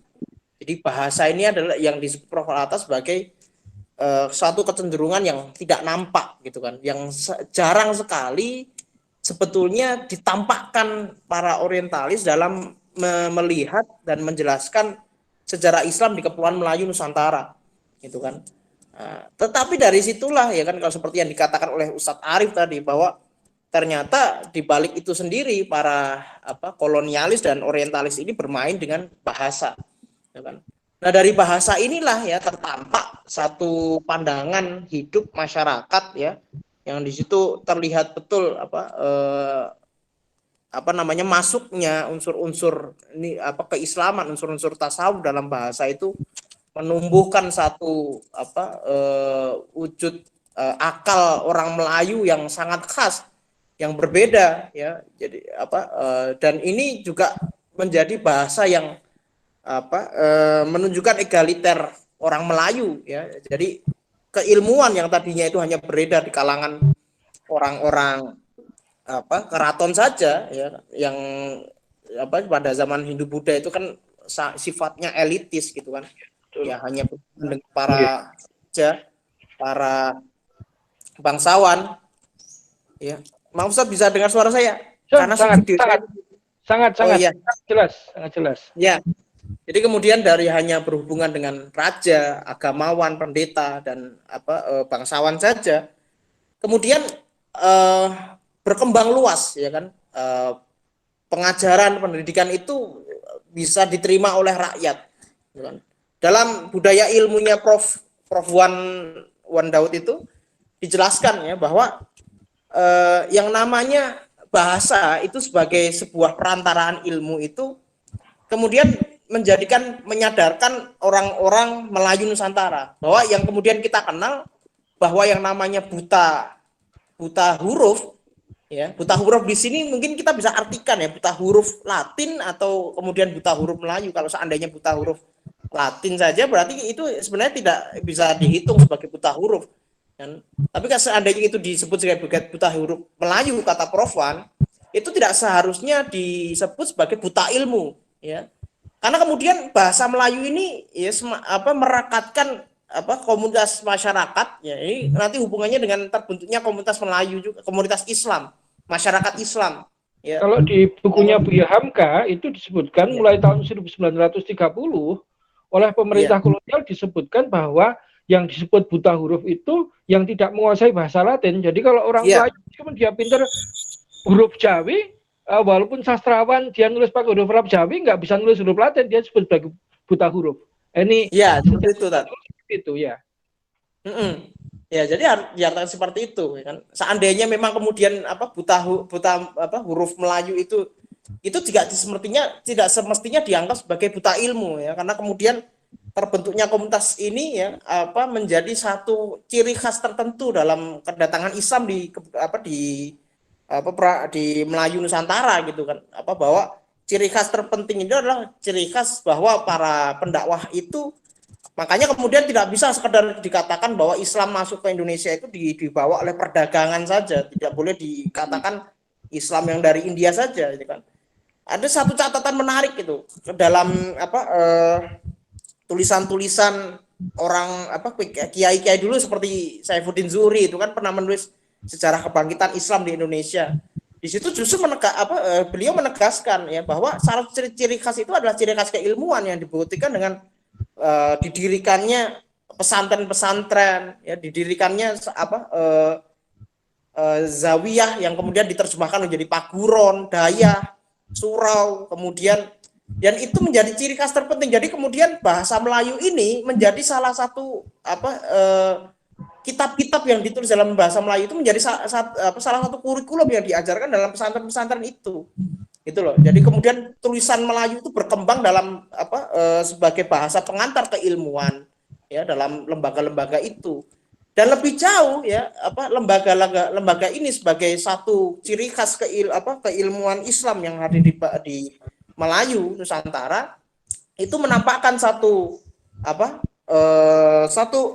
bukti bahwa Islam di Kepulauan Melayu Nusantara ini ada dalam bentuk utuhnya, bukan kemudian walaupun namanya pesantren ya itu tidak bisa diartikan bahwa Islam itu meminjam satu sistem pendidikan pada zaman Hindu-Buddha. Surau juga demikian. Ini banyak yang mengartikan demikian itu, Ustaz. Iya. Seperti surau itu kan dilihat sebagai dulunya melihat sejarah surau itu sebagai pada era Hindu-Buddha, kemudian pada era Islam. Ya. Kalau seandainya kita itu mau membandingkan, ya surau ini hanya bisa dibandingkan dengan lembaga-lembaga pendidikan Islam yang ada di Haromain pada waktu itu yang berkembang seperti Zawiyah, kemudian Ribat, Konkoh dan lain sebagainya, itu kan. Hanya saja kemudian di sini kemudian muncul satu transformasi baru ya dari bahasa itu sendiri, di mana bahasa itu mengantarkan sistem keilmuan Islam ya kan ke dalam benak orang-orang Melayu. Gitu. Kira-kira seperti itu yang pertama. Yang kedua tadi tentang keterputusan bahasa. Ya, ini menjadi jadi yang menjadi problem sejarah. Jadi ketika para orientalis ini kan kemudian dia tidak melihat bahwa adanya unsur-unsur Islam di dalam kebahasaan itu, ya kan? Tapi dalam perjalanan setelahnya mereka memunculkan strategi kebahasaan itu, ya, dalam penaklukan teks, dalam apropriasi kebudayaan atau pemantasan kebudayaan mereka.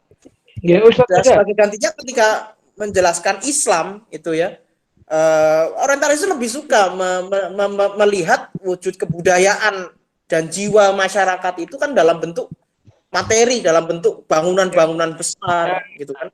Ini Ustaz Dada, ini agak cepat karena waktunya sebetulnya jatah saya menanggap Ustaz Ahda sudah rampung, tapi ini dengan semena-mena kan saya ambil dulu sebelum masuk ke pertanyaan karena ini masih menarik pembicaraannya. Tadi dari kebahasaan akhirnya saya melihat Ustaz Ahda di sini menyoroti khusus tentang sosok Raffles karena kemudian kita berubah dari ketakjuban akan seni, sastra, kemudian sains yang dimainkan oleh bahasa menjadi peninggalan-peninggalan kasat mata dalam wujud bangunan-bangunan besar. Sehingga kemudian ketika kita berbicara tentang Indonesia itu kita tidak lagi menelok karya-karya sastra para pujangga kita. Jadi kayak istilah pujangga ini khas di dalam kebudayaan Melayu dan termasuk di kebudayaan Jawa kalau kata Buya Hamka, karena di dalam kebujanggaan itu terkandung kefahaman seorang akan agama, filsafat, etika dan sastra. Ini kata khas, makanya Ronggo Warsito itu dikatakan sudah memperoleh wahyu kapujanggan dari kekaguman pada hal-hal yang sifatnya metafisik seperti itu berubah kepada hal-hal yang fisik. Salah satu bukti bahwa India itu dulu pernah menancapkan secara kokoh pengaruhnya di Indonesia itu adalah ditemukannya bangunan-bangunan batu besar yang berupa candi, yang kemudian Raffles memulai restorasi itu dari Candi Borobudur dan Prambanan, dan dari situlah nanti kemudian filsafat tentang kebudayaan Indonesia modern itu dirumuskan. Nah, mungkin Ustadz Aja bisa menjelaskan lebih jauh tentang sosok Raffles dan kemudian nativisasi kebudayaan yang dilakukan pada era setelahnya. Dan itu nanti setelah itu baru kita masuk, mohon maaf, ke sesi tanya jawab kepada peserta. Mohon maaf ini waktunya saya rampok dulu untuk menggali lebih mengenai ini. Monggo Ustadz Aja. Ya, baik Ustadz. Memang ini Raffles ini menjadi satu tema tema yang cukup banyak saya tulis dalam buku ini ya. Terutama ada beberapa judul. Terutama peran Raffles itu dalam pembangkitan kebudayaan yang sudah terkubur itu, kalau saya bahasakan seperti itu kan, kalau disebut Pak Natsir kan sebagai aktivisme kebudayaan di situ. Jadi ini berawal memang dari ketertarikan Raffles gitu kan, dari awalnya kalau kita lihat itu dalam suatu biografi itu banyak biografi Raffles yang itu juga membicarakan tentang sosok Raffles yang sangat tertarik dengan wujud-wujud kebudayaan, dan ini memang Raffles itu dipandang sebagai seorang Inggris sejati ya, yang dalam hal ini Inggris itu tidak bisa, India itu tidak bisa dipisahkan dari sosok Inggris itu kan. Makanya kalau dalam awal buku Orientalism itu kan Edward Said itu langsung menyinggung itu kan, bahwa lokasi itu langsung dikaitkan dengan siapa penjajahnya gitu kan. India, siapa yang menjajah adalah Inggris di situ. Ketika sampai di Indonesia, Raffles itu kemudian hendak mewujudkan kekagumannya, hendak mewujudkan satu ambisinya terhadap wujudnya apa yang disebut sebagai Greater India itu kan, di dalam bukunya Tatiana Denisova itu, sumber alam historiografi Melayu itu. Jadi dari histori perwujudan Greater India itu sendiri itu kan kemudian mendorong Raffles untuk kembali membangkitkan wujud-wujud kebudayaan India yang sebenarnya sudah banyak yang terkubur itu kan, seperti candi. Kalau kita perhatikan buku The History of Java itu kan sebetulnya menampakkan Jawa yang klasik itu kan, Jawa yang kuno, Jawa yang sangat sangat berkilau dalam wujud candi-candi itu sendiri. Bahkan Raffles juga menggambarkan candi-candi itu, dan itu juga diakui Raffles bahwa candi-candi itu seringkali ditemukan dalam kondisi yang sangat mengenaskan sekali, ya kan. Buku The History of Java itu merupakan karya yang penting ya, terutama juga bukan karena kita bisa merujuk banyak di situ karena banyak data-datanya, tapi posisinya dalam sejarah dan kebudayaan Jawa itu sendiri, ya. Karena dari buku itu terlibat banyak proses, pertama misalnya kalau kita perhatikan dalam pendudukan Inggris di Jawa. Ketika 1813 itu Keraton Yogyakarta berhasil dikepung ya atas bantuan orang-orang Cina juga. Setelah itu berhasil ditaklukkan, kemudian terjadi perampokan di situ, bukan hanya perampokan harta benda, tapi juga perampokan kekayaan pustaka. Ya, jadi sampai digambarkan itu 7 hari itu gerobak itu ngangkut itu nggak habis-habis, itu kan. Ngangkut kitab. Ngangkut kitab dan harta kekayaan keraton itu sendiri tadi. Iya, jadi harta kekayaan itu kan kemudian dirampok juga oleh Raffles, bukan karena kekagumannya sebagai benda yang kuno, tapi juga sebagai referensi. Ya, jadi referensi penulisan History of Java. Raffles sendiri kan dibantu oleh bangsawan-bangsawan lokal dalam mencari data, mencari banyak sekali sumber-sumber penelitiannya sehingga kemudian terwujud The History of Java itu. Tapi sebelumnya itu usaha itu juga sudah didahului oleh William Marsden melalui History of Sumatra itu kan. Jadi Sumatera yang natif, Sumatera yang kuno, Sumatera yang klasik itu juga merupakan impian seperti dari orang-orang Belanda, sehingga Edward Said itu menggarisbawahi bahwa apa yang disebut sebagai restrukturisasi timur gitu, Ustaz. Restrukturisasi timur itu bahwa orang-orang Eropa itu sengaja meminjam kebudayaan lain untuk menggeser dan menimpali kebudayaan yang sudah ada atau menjadi kebudayaan pesaing orang-orang Eropa ini, para kolonialis ini, itu kan.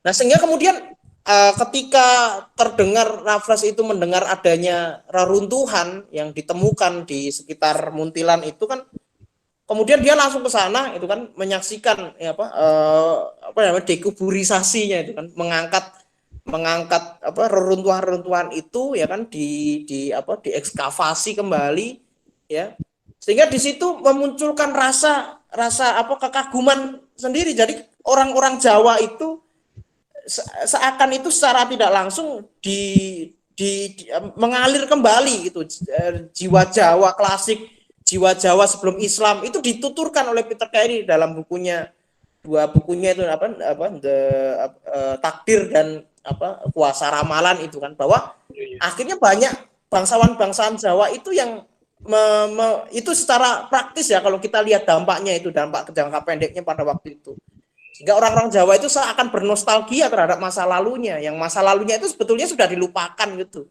ya.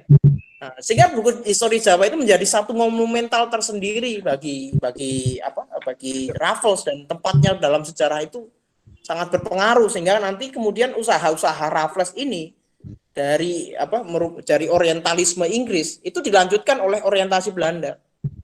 Yang pada abad ke-19 Belanda itu mencapai fase kulturalnya, Ustaz.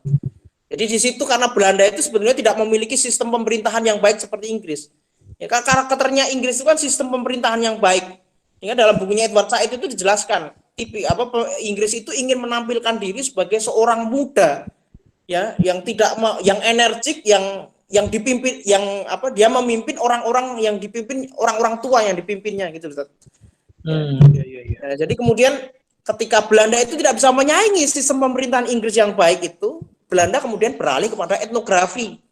Ya, etnografi inilah yang kemudian banyak mengambil warisan-warisan yang telah ditinggalkan Raffles. Itu termasuk kemudian warisan pengetahuannya tentang Jawa, ya, pengalaman orang Jawa tentang budaya dan lain sebagainya. Sehingga setelah perang Diponegoro, 2 tahun setelah perang Diponegoro itu kan sudah mulai itu usaha-usaha kultural, ya, seperti yang sering Ustadz sebutkan juga tentang Institut Javanologi di Surakarta tahun 1832, ya, dan kemudian usaha-usaha lain, penerjemahan Injil ke dalam bahasa Jawa dan lain sebagainya. Kira-kira itu, Ustaz. Ini menarik sebetulnya. Kalau nanti masuk kepada, karena saya melihat kan nanti kemudian Jawa ini menjadi semacam eksperimentasi kebudayaan yang memang betul-betul diseriusi oleh Belanda sebagai titik awal perubahan kiblat kebudayaan. Nah, ini menarik, tapi karena sudah masuk waktu tanya jawab gitu ya, saya akan membacakan dulu satu pertanyaan yang sudah masuk. Ini dari Mas Muhammad Ridwan Firdaus. Assalamualaikum, saya Ridwan mau bertanya, apakah di dalam buku ini membahas hubungan Tionghoa, Hadrami, dan Usmani dengan kaum Muslim Melayu? Monggo Ustadz Ahda. Oh ya, sayang sekali belum ya. Jadi belum itu hubungan antar etnis itu dan persentuhannya budaya itu sebetulnya juga menarik. Itu beberapa kali saya juga menemukan tema-tema itu dan pembacaan hal tentang itu juga. Persentuhan orang-orang Cina juga dengan orang Jawa misalnya, itu adalah tema-tema menarik gitu kan. Itu terutama juga semakin menguat pada abad ke-19 itu kan, tentang hubungannya. Terutama tadi kalau saya sebutkan ya, orang-orang Cina itu menjadi sponsor bagi orang-orang Inggris. Nanti setelah orang-orang Cina orang-orang Inggris ini hengkang dan menyerahkan kembali kekuasaannya kepada Belanda, orang-orang Cina itu tetap diperlukan, ya kan? Jadi ada semacam usaha membenturkan antara orang Cina dan Jawa, yang sebetulnya hubungan Cina dan Jawa itu berlangsung secara hati-hati. Ya, dulu Sultan Hamengkubuwono pertama itu memang memberikan wanti-wanti, gitu kan, bahwa orang-orang Cina ini tidak bisa diberikan jabatan untuk menjaga keharmonisan. Itu mungkin hubungannya dengan orang Cina dan Jawa. Sedangkan etnis seperti orang Arab, orang Turki dan lain sebagainya itu juga sebetulnya berperan penting kalau kita melihat dalam lanskap sosial, politik, budaya di pada riwayat Pangeran Diponegoro misalnya di situ. Ya. Jadi hubungan antara Turki itu memang tidak bisa kita ingkari, tapi kemudian tidak bisa kita glorifikasi lagi juga dalam Diponegoro itu sendiri. Ya kan? Beberapa contoh ulama itu yang memiliki pengalaman, mereka diutus untuk datang ke Kesultanan Utsmani, ya, di sana untuk mempelajari sistem pemerintahan Utsmani, di sana untuk mempelajari bagaimana tata pemerintahannya dan lain sebagainya, ya, itu juga ada dalam riwayat itu, ya.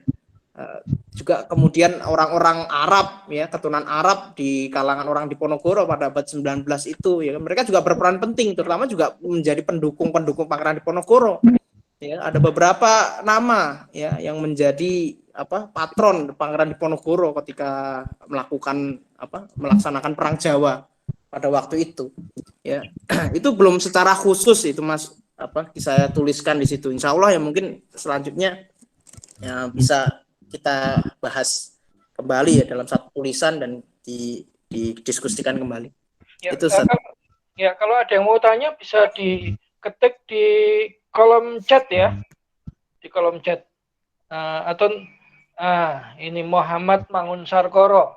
Ini Muhammad Mangun Karso. Ini menarik. Ini perpaduan antara Jawa dengan Islam namanya. Ini generasi saya itu nama-namanya masih seperti itu, Arif Wibowo. Nah, gitu, itu kan separuh Jawa, separuh Arab gitu ya. Bagi seorang lulusan Fakultas Syariah Kampus Timur Tengah, apa urgensi belajar sejarah Islam Nusantara secara umum dan sejarah pendidikan Islam Indonesia dan dunia secara umum ketika dia ingin mendirikan sebuah lembaga pendidikan Islam berbasis pondok modern, dan bagaimana cara mengintegrasikan antara sejarah sosial, pendidikan, dan politik dengan model kurikulum pondok yang harus makin mampu menjawab tantangan zaman. Itu Ustadz ada. Saya tambah sedikit ini karena juga kegelisahannya sama dengan saya. Saya itu kalau diundang ke pondok, ke Ma'had Ali dan sebagainya itu saya melihat kurikulumnya tergantung siapa ustadznya. Kalau ustadznya alumni Al-Azhar, maka dia kopas kurikulum Al-Azhar untuk diajarkan di Indonesia. Kalau alumni Libya, dia kopas kurikulum Saudi untuk diajarkan di Indonesia, sehingga kurikulum pondok dengan realitas sosial itu terputus dan tidak menemukan kontekstualisasinya. Monggo Ustaz. Iya. Iya, baik. Jadi begini Ustaz, Mas Mangun Karso itu ada. Jadi ada satu problem memang dalam dunia pendidikan itu, yaitu loss terhadap pengetahuan tentang dinamika sosial politik ini. Ini yang saya lihat juga, misalnya juga yang saya cantumkan dalam bertahan di tengah kuasa tentang pendidikan Islam itu ada pola tersendiri itu kan. Dalam setiap krisis politik yang berkembang di dalam sejarah Indonesia, terutama setelah masa Islam, ya kalau kita sebutkan sejak era abad ke-14 sampai ke abad ke-20, ya, di situ ada satu fenomena menarik, di mana setelah krisis politik, kemudian terjadi peminggiran, itu akan memunculkan satu gerakan tersendiri dalam gerakan pendidikan. Misalnya kalau kita salah satu contohnya di abad ke-15, ya kan? Di abad ke-15 dan 16 kalau kita katakan, karena Majapahit itu tahun 1521. Tahun 1478 itu sudah terjadi semacam perang internal, ya, konflik internal di kalangan orang Hindu, bukan Majapahit. Ya, 1478 itu kan sebetulnya ketika orang-orang Hindu dari Kediri yang punya wangsa Girindrawardhana itu menyerang Majapahit. Ya, kemudian ditaklukkan Majapahit ya di era pemerintahnya terakhir di Brawijaya ke-5 atau ke-7, nanti saya mohon dikoreksi, mohon dibetulkan. Ya, kemudian terganti pergantian wangsa di situ, pergantian dinasti. Ya, dari pergantian dinasti tersebut politik pesisir itu semakin menguat. Menariknya, politik pesisir yang menguat ini bukan sekedar politik yang kita pahami sekarang dengan masalah kekuasaan saja, tapi apa yang sudah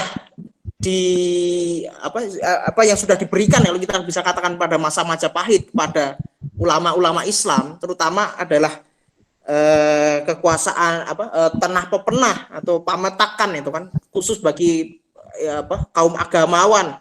Ini saya duga juga orang-orang Hindu juga diberikan tanah seperti ini, kan?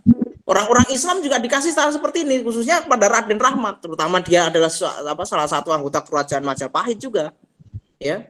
Dan dia juga memiliki tanah keistimewaan tersebut. Ya. Dari tanah keistimewaan ini, ya kan, banyak sejarawan itu, terutama juga kalau saya kutip dari Joko Suryo, dia membedakan antara tradisi kecil dan tradisi besar.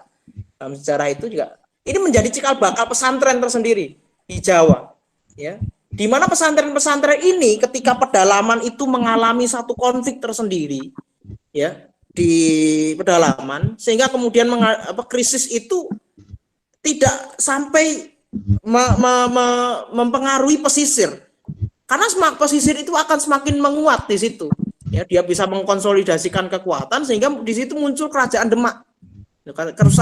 Kerajaan Islam Demak itu kan muncul setelah itu. kan. Tadinya itu masih menjadi semacam kadipaten atau apa kekuasaan vasal ya bagi Majapahit. Ya, baru kemudian setelah Raja Girindrawardhana tadi dikudeta oleh patihnya, Patih Udara, dan Patih Udara ini kemudian bersekutu dengan Portugis. Disitulah kemudian Demak itu mengambil tindakan untuk menaklukkan Majapahit, dan itu terjadi pada tahun 1521. Ya. Jadi ini yang dikatakan Raffles itu 1478 itu Demak itu yang menaklukkan Majapahit, sehingga kan kemudian Buya Hamka itu membuat satu pembelaan historis bahwa seakan-akan ini Raden Fatah ini menyerang ayahnya sendiri, itu Brawijaya gitu kan. Iya. Ini 1478 itu bukan peristiwa penyerangan Islam terhadap Majapahit, bukan sifat menggarisbawahi bahwa Islam itu reaksioner, Islam itu fanatik, kan? Jadi bukan karena motif-motif kekuasaan, motif-motif perebutan, tapi kalau saya lihat itu lebih terasa pada motif keamanan, di mana tahun 1521 masuk itu kan sudah pemerintahannya Sultan Trenggono. Ada semacam kecenderungan untuk memperkuat pesisir Jawa ya ketika Portugis masuk ke Malaka pada waktu itu. Ya. Ini satu penting bahwa pesantren itu ya, pendidikan, lembaga-lembaga pendidikan itu kemudian bukan hanya berdasar pada tradisi perkembangan Hindu-Buddha yang ada di Nusantara saja, tapi memiliki gerakan tersendiri, memiliki satu gagasan dan satu arah tersendiri, ya kan, terutama perannya nanti dalam menyelamatkan eksistensi komunitas masyarakat Islam. Ini satu contoh saja. Nanti setelah Sultan Agung itu menaklukkan Giri, ya kan, itu kan terjadi peralihan kekuasaan dari pesisir kemudian ke pedalaman. Itu satu peristiwa tersendiri yang penting. Yaitu ketika Islam itu bukan kita pisahkan dari ortodoksi pesisir dan heterodoksi pedalaman, misalnya seperti itu. Tapi di pedalaman ini tetap mempertahankan corak keislamannya, hanya saja lanskapnya berubah, peran ulamanya berubah, peran kiainya berubah, peran guru-gurunya berubah. Dari situ kita melihat adanya satu krisis yang ditimbulkan, apalagi pada masa Amangkurat itu kan. Ya, jadi di situ setiap terjadi setelah krisis itu akan muncul satu lembaga-lembaga pendidikan alternatif yang di situ berusaha untuk mempertahankan eksistensi pendidikan Islam. Saya ingin mengatakan di sini bukan hanya sekadar untuk melihat ibroh dalam sejarah itu sendiri, hanya saja kita akan melihat dinamika sejarah yang berlaku di situ. Eksistensi pendidikan Islam di Indonesia itu, kalau saya perhatikan, mengikuti dinamika pendidikan, mengikuti dinamika sosial politik itu sendiri. Jadi ada kecenderungan setiap ada krisis politik ini yang muncul itu kemudian adalah gerakan-gerakan alternatif, gerakan-gerakan yang lebih mengutamakan bukan saja kemudian kalau ikut arus politik dalam artian kemudian menjadi oposisi, itu kan kemudian kita mengalami marginalisasi, mengalami terpinggirkan secara wacana politik, aspirasi politik dan lain sebagainya. Jadi penting kemudian ketika lembaga-lembaga pendidikan Islam yang baru itu muncul, ini menurut saya, hemat saya sendiri, kemudian harus memahami dinamika politik dan dinamika gerakan alternatif pendidikan itu di masa-masa ini. Saya rasa ini bukan seperti sekedar kita memahami sejarah sebagai satu gambaran yang terpisah dengan masa kini gitu kan. Jadi ada pola-pola sejarah tersendiri di situ. Terlebih lagi kalau kita nanti berbicara tentang tradisi, kemudian berbicara tentang bagaimana lanskap sosial masyarakat, ya kan, bagaimana kemudian kita menginternalisasi mengagendakan agenda reislamisasi gitu, kalau katakanlah seperti itu dan lain sebagainya. Ya. Kira-kira itu, karena berarti memang lembaga pendidikan itu harusnya kemudian bisa membuat arus intelektualnya sendiri ya, yang kemudian menjadi daya pengubah masyarakat.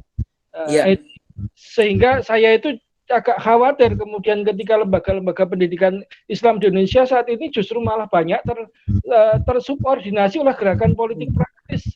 Jadi pasukan ubyang-ubyung ke sana kemari untuk ini.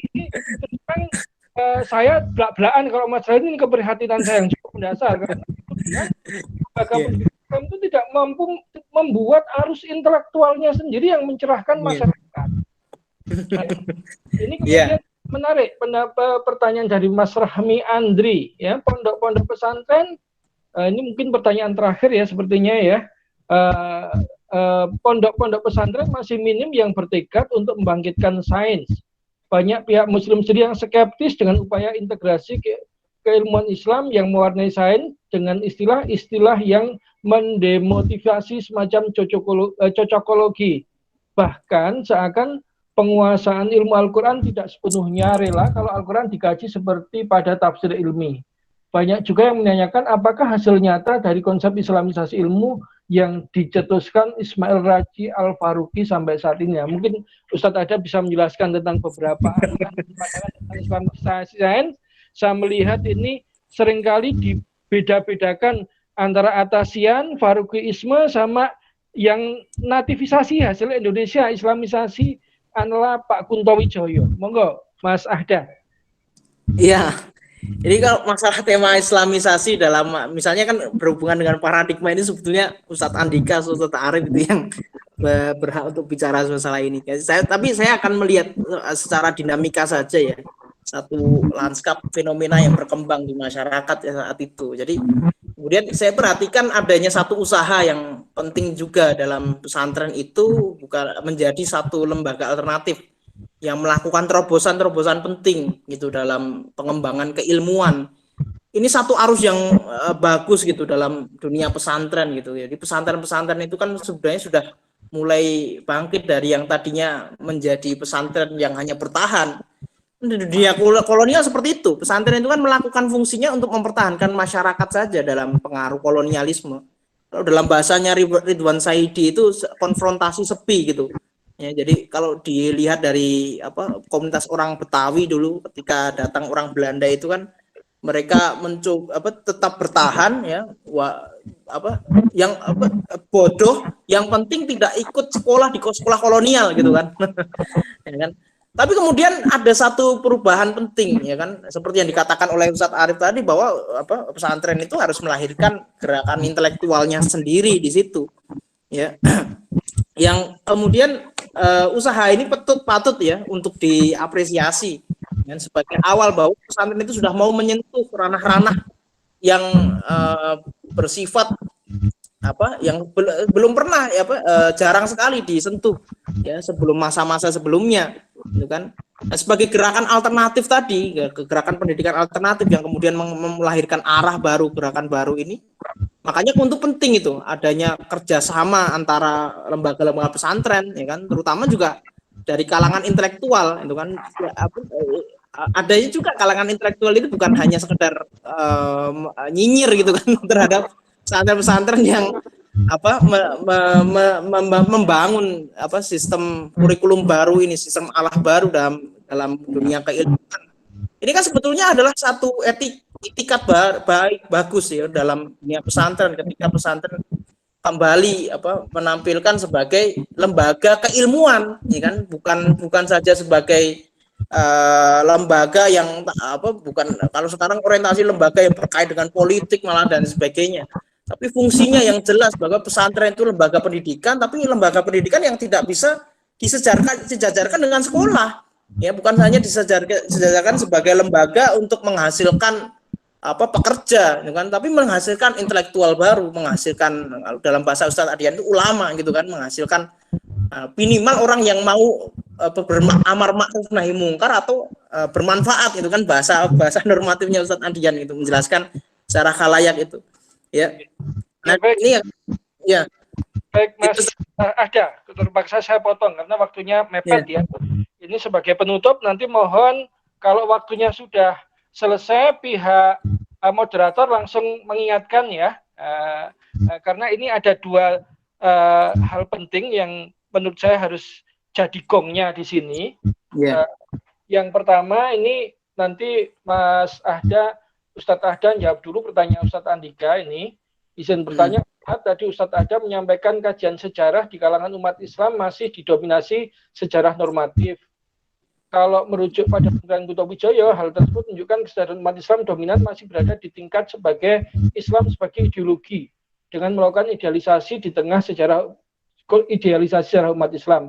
Lalu tingkat kesadaran Islam sebagai ilmu seperti apa Lalu dalam tingkat kesadaran Islam sebagai ilmu, seperti apa kajian sejarah harus dilakukan, dan apa fungsi ilmu sejarah dalam konteks melakukan transformasi kehidupan, itu pertanyaan Ustadz Andika. Dan sebagai penutup nanti saya minta Mas Ahda untuk menjelaskan ringkas, karena ini poin dari pertarungan antara sejarah yang bersifat Western oriented dan yang berorientasi ke Islam, yaitu ketika Belanda serius melakukan restrukturisasi budaya Jawa dengan Institut Lembaga Bahasa Jawa, dan ini dampaknya sampai sekarang masih kita rasakan. Kalau saya runut misalkan sampai pertemuan perbedaan antara kelompok nasionalis Islam dan nasionalis sekuler bermula dari Institut Lembaga Bahasa Jawa ini, sampai hilangnya 7 kata dalam Piagam Jakarta ini. Kalau saya baca tulisannya Anhar Gonggong di buku Menjadi Indonesia, ternyata juga bisa dirunut hari ini, terutama nanti dari Dr. Rajiman dan Mr. Wongsonegoro. Itu ternyata sejak awal BPUPKI itu sudah menolak ketujuh kata tersebut, sehingga ketika 18 Agustus itu hilang, itu sebenarnya bukan sesuatu yang aneh, karena memang kelompok hasil dari laboratorium kebudayaan Belanda ini memang dominan sebagai priayi pada masa saat itu.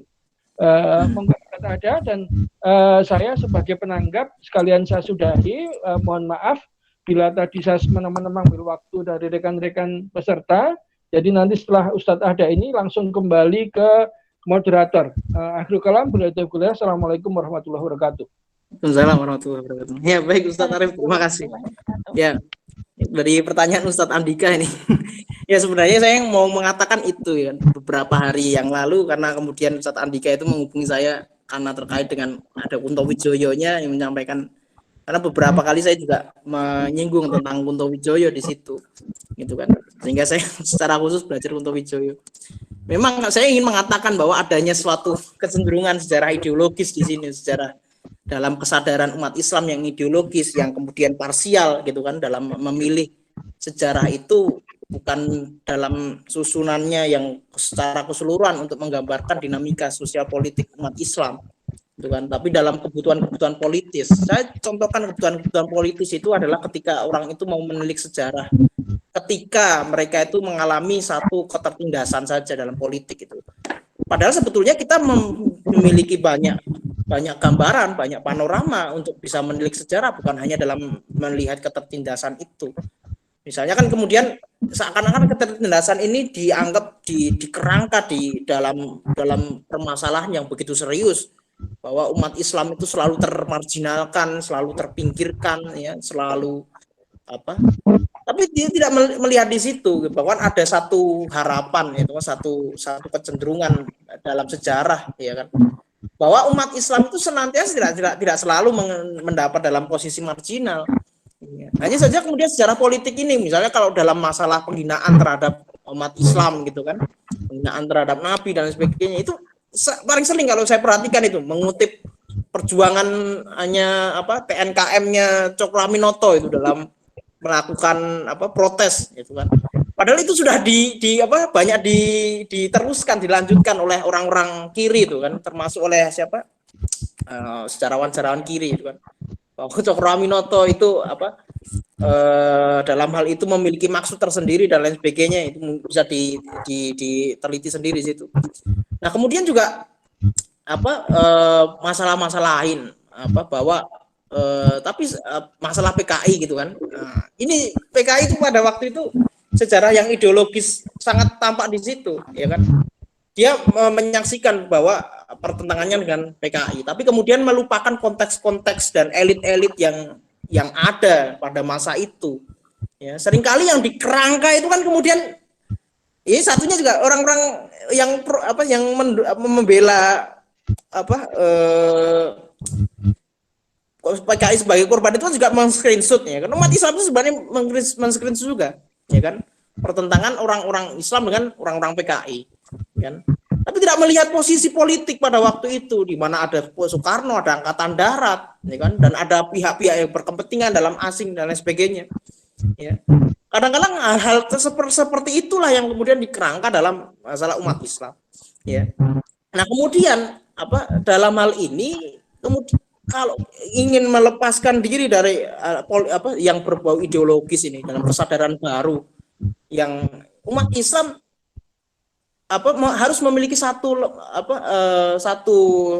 lembaga pengkajian sejarah yang khusus, ya, yang kalau saya bilang di awal tadi bahwa keseharusan memiliki sejarawan-sejarawan Muslim, ya, yang dia tidak hanya sekedar menjelaskan sejarah sebagai sebuah peristiwa saja, tapi di situ ada nilai, yang nilai itu dijadikan sebagai kendaraan pendidikan sejarah yang menimbulkan satu kesadaran sejarah tersendiri bagi peserta pembelajar sejarah, yang menimbulkan tanggung jawab dia sebagai manusia, itu kan, sebagai umat Islam, sebagai bagian dari umat Islam, ya, sebagai bagian dari masyarakat, itu kan. Dari situ tuh fungsi pendidikan sejarah itu tidak bisa kemudian disepelekan saja begitu saja. Titik pentingnya pendidikan sejarah itu bukan sebuah sejarah yang dijelaskan secara untuk memenuhi kebutuhan menjawab soal semata gitu loh. Nah, kan problemnya yang muncul itu kan sejarah diajarkan untuk kebutuhan menjawab soal semata, tapi tidak diajarkan sebagai nilai pembentuk kepribadian seorang Muslim, sebagai nilai yang membentuk kepribadian sebagai seorang Muslim yang dia berada di tengah-tengah masyarakat, di tengah-tengah realitas keumatan, di tengah-tengah tantangan kehidupan, tantangan pemikiran, di tengah tantangan aspek-aspek dalam kehidupan itu termasuk ekonomi, ya kan? Dia harus memandang sejarah itu sebagai pandangan, pertama-tama pandangan semesta, dan yang kedua adalah pandangan terhadap realitas, ya kan? Pandangan realitas bahwa dia harus memahami, ya, masalah-masalah, yaitu bukan yang terjadi itu masalah, bukan hanya masalah politik saja yang berlaku di situ, bukan hanya sekedar masalah umat Islam itu dizolimi kemudian kita mendapati satu arus sejarah yang sama ketika pada masa lalu. Itu dari sejarah sebagai bukan lagi sejarah sebagai sebuah penguat ideologi, bukan hanya sejarah sebagai yang hanya ditengok saja ketika kita butuh saja gitu, ya. Tapi satu pangkal kesejahteraan sejarah utuh, ya, itu artinya kita harus belajar secara khusus sejarah, ya kan, secara runut, ya kan, secara akademis begitu dibutuhkan. Kira-kira seperti itu, Ustadz. Kemudian Ustadz Arif tadi tentang restrukturisasi kebudayaan, sebenarnya kalau kita menyebutnya demikian, sehingga terbentuknya kelompok-kelompok sosial itu sangat berpengaruh sekali, dipengaruhi dari teori-teori kebudayaan yang berlaku, ya, yang dihasilkan oleh para sarjana-sarjana Barat, orientalis dan lain sebagainya. Di mana kemudian ini usaha-usaha ini juga diperkuat dengan persekutuan politik, terutama kalau yang sering disebut juga di masa tahun 1830, ya kan, kebijakan tanam paksa. Di situ kan kemudian muncul elit baru, ya kan, priai, masyarakat kemudian tidak lagi menemukan sandarannya itu dalam kelompok sosial priai, tapi kemudian dalam kelompok santri, gitu kan. Di situ ada pemecah belahan struktural sosial, gitu ya, apa yang disebut sebagai segregasi, ya, pemisahan kelompok-kelompok itu kan. Jadi kan seperti tawaran GERDS itu kan sebenarnya sudah lama, ya, memisahkan antara yang abangan, yang priai, yang santri dan lain sebagainya, ya. Di situ terlihat betul bagaimana pengaruh apa yang telah ditulis, apa yang telah dirumuskan oleh para orientalis, terutama yang keilmuannya bias dengan kekuasaan, dengan kolonialisme, itu sangat sekali berpengaruh dalam pembagian kelompok sosial masyarakat. Ditambah lagi kemudian wujud penerapan ilmu-ilmu kebudayaan, teori-teori kebudayaan, teori-teori sosial itu dalam masyarakat itu kemudian menegaskan, mengafirmasi bahwa terjadinya perpecahan dalam masyarakat. ini yang penting bahwa kemudian kita akan melihat adanya satu peninggalan atau warisan kolonialisme yang harusnya kita bisa kita healing di situ, ya. Kita menyadari bahwa adanya satu konstruksi kolonial, ya, yang kita rasakan sampai saat ini gitu kan, dari pembedaan antara saya ini orang Islam, ya, tapi tidak bisa menjadi Jawa misalnya, ya. Kalau Islam itu salah satu ya bentuk itu jadi menghadirkan kelompok-kelompok yang puritan, kelompok-kelompok yang itu untuk sebetulnya pandangan-pandangan mereka itu kan yang universal, modern dan lain sebagainya, itu kan menjadi satu musuh tersendiri, satu wujud segregasi kebudayaan di situ. Disitulah kemudian pentingnya bahwa pendidikan sejarah ini, lanjut tadi, itu harus bisa menghealing peristiwa-peristiwa tersebut, ya, merekonstruksi ulang kembali sejarah. Ini kalau dikatakan itu kan banyak istilah-istilah dalam sejarah, itu ada pelurusan sejarah, kemudian juga ada dekonstruksi sejarah, itu kan ada macam-macam itu kan. Saya tidak mencoba untuk menggunakan istilah-istilah tersebut, ya kan. Ya, dalam artian umat Islam itu harus mengetahui kondisi sejarahnya, kondisi teks sejarah teksnya kondisi teks umat Islam, ya, juga kondisi konteks umat Islam. Mereka terpinggirkan itu kan karena memang sejak lama umat Islam itu mengalami peminggiran dalam teks misalnya, seperti itu. Mesti dari pendidikan sejarah ini, dari kesadaran romantik tadi, ya, yang disebutkan di awal, ya, supaya untuk menumbuhkan kebanggaan terhadap warisan masa lalunya, tapi juga sekaligus menggerakkan untuk mentransformasi masyarakat. Kira-kira seperti itu, Ustaz. Ya, monggo kepada Mbak moderator, kami persilahkan untuk ya baik, ya terima kasih. Ya, sama-sama, alhamdulillah. Itu ya tadi teman-teman, Masya Allah, materinya cukup padat, isinya daging semua, dan juga tanggapan ya dari Ustadz Arif selaku menanggap pada pagi hari ini. Ini Masya Allah, pertanyaan-pertanyaan yang diajukan ini menambah wawasan kita ya teman-teman. Yang mana saling interaktif sekali ya, tadi antara Ustadz Arif dan Ustadz Ahda, dan juga ditambah dengan pertanyaan-pertanyaan dari teman-teman semua. Ini jadi asupan yang sangat baik ya untuk otak kita di hari Sabtu ini. Dan semoga kita bisa membuat lagi, merancang lagi kegiatan-kegiatan seperti ini. Itu ya teman-teman, tadi udah kita saksikan bersama-sama talkshow yang cukup menarik, yang sangat menarik pada Sabtu hari ini. Selanjutnya kita akan masuk ke sesi terakhir, sesi penutup. Tapi sebelum itu kita masuk ke sesi foto dulu ya, sebagai kenang-kenangan seperti itu. Nah, mungkin buat teman-teman semua yang belum mengaktifkan fitur kameranya, mohon dinyalakan dulu, biar ini kita ngambil fotonya.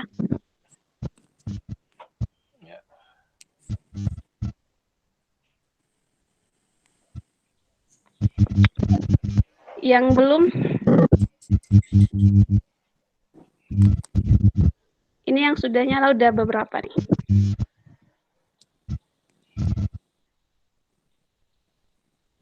Bersiap ya.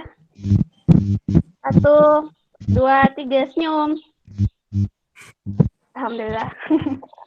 Alhamdulillah teman-teman, terima kasih ya untuk waktunya di pagi hari ini, dan juga saya mewakili teman-teman City Institute mengucapkan banyak-banyak terima kasih kepada Ustadz Ahda yang sudah memberikan materi ya tentang gagasan dari buku beliau, dari bukunya yang berjudul Bunga Rampat Sejarah Perjuangan Umat Islam Indonesia, dan juga Ustadz Arif yang telah menjadi penanggap pada talkshow hari ini.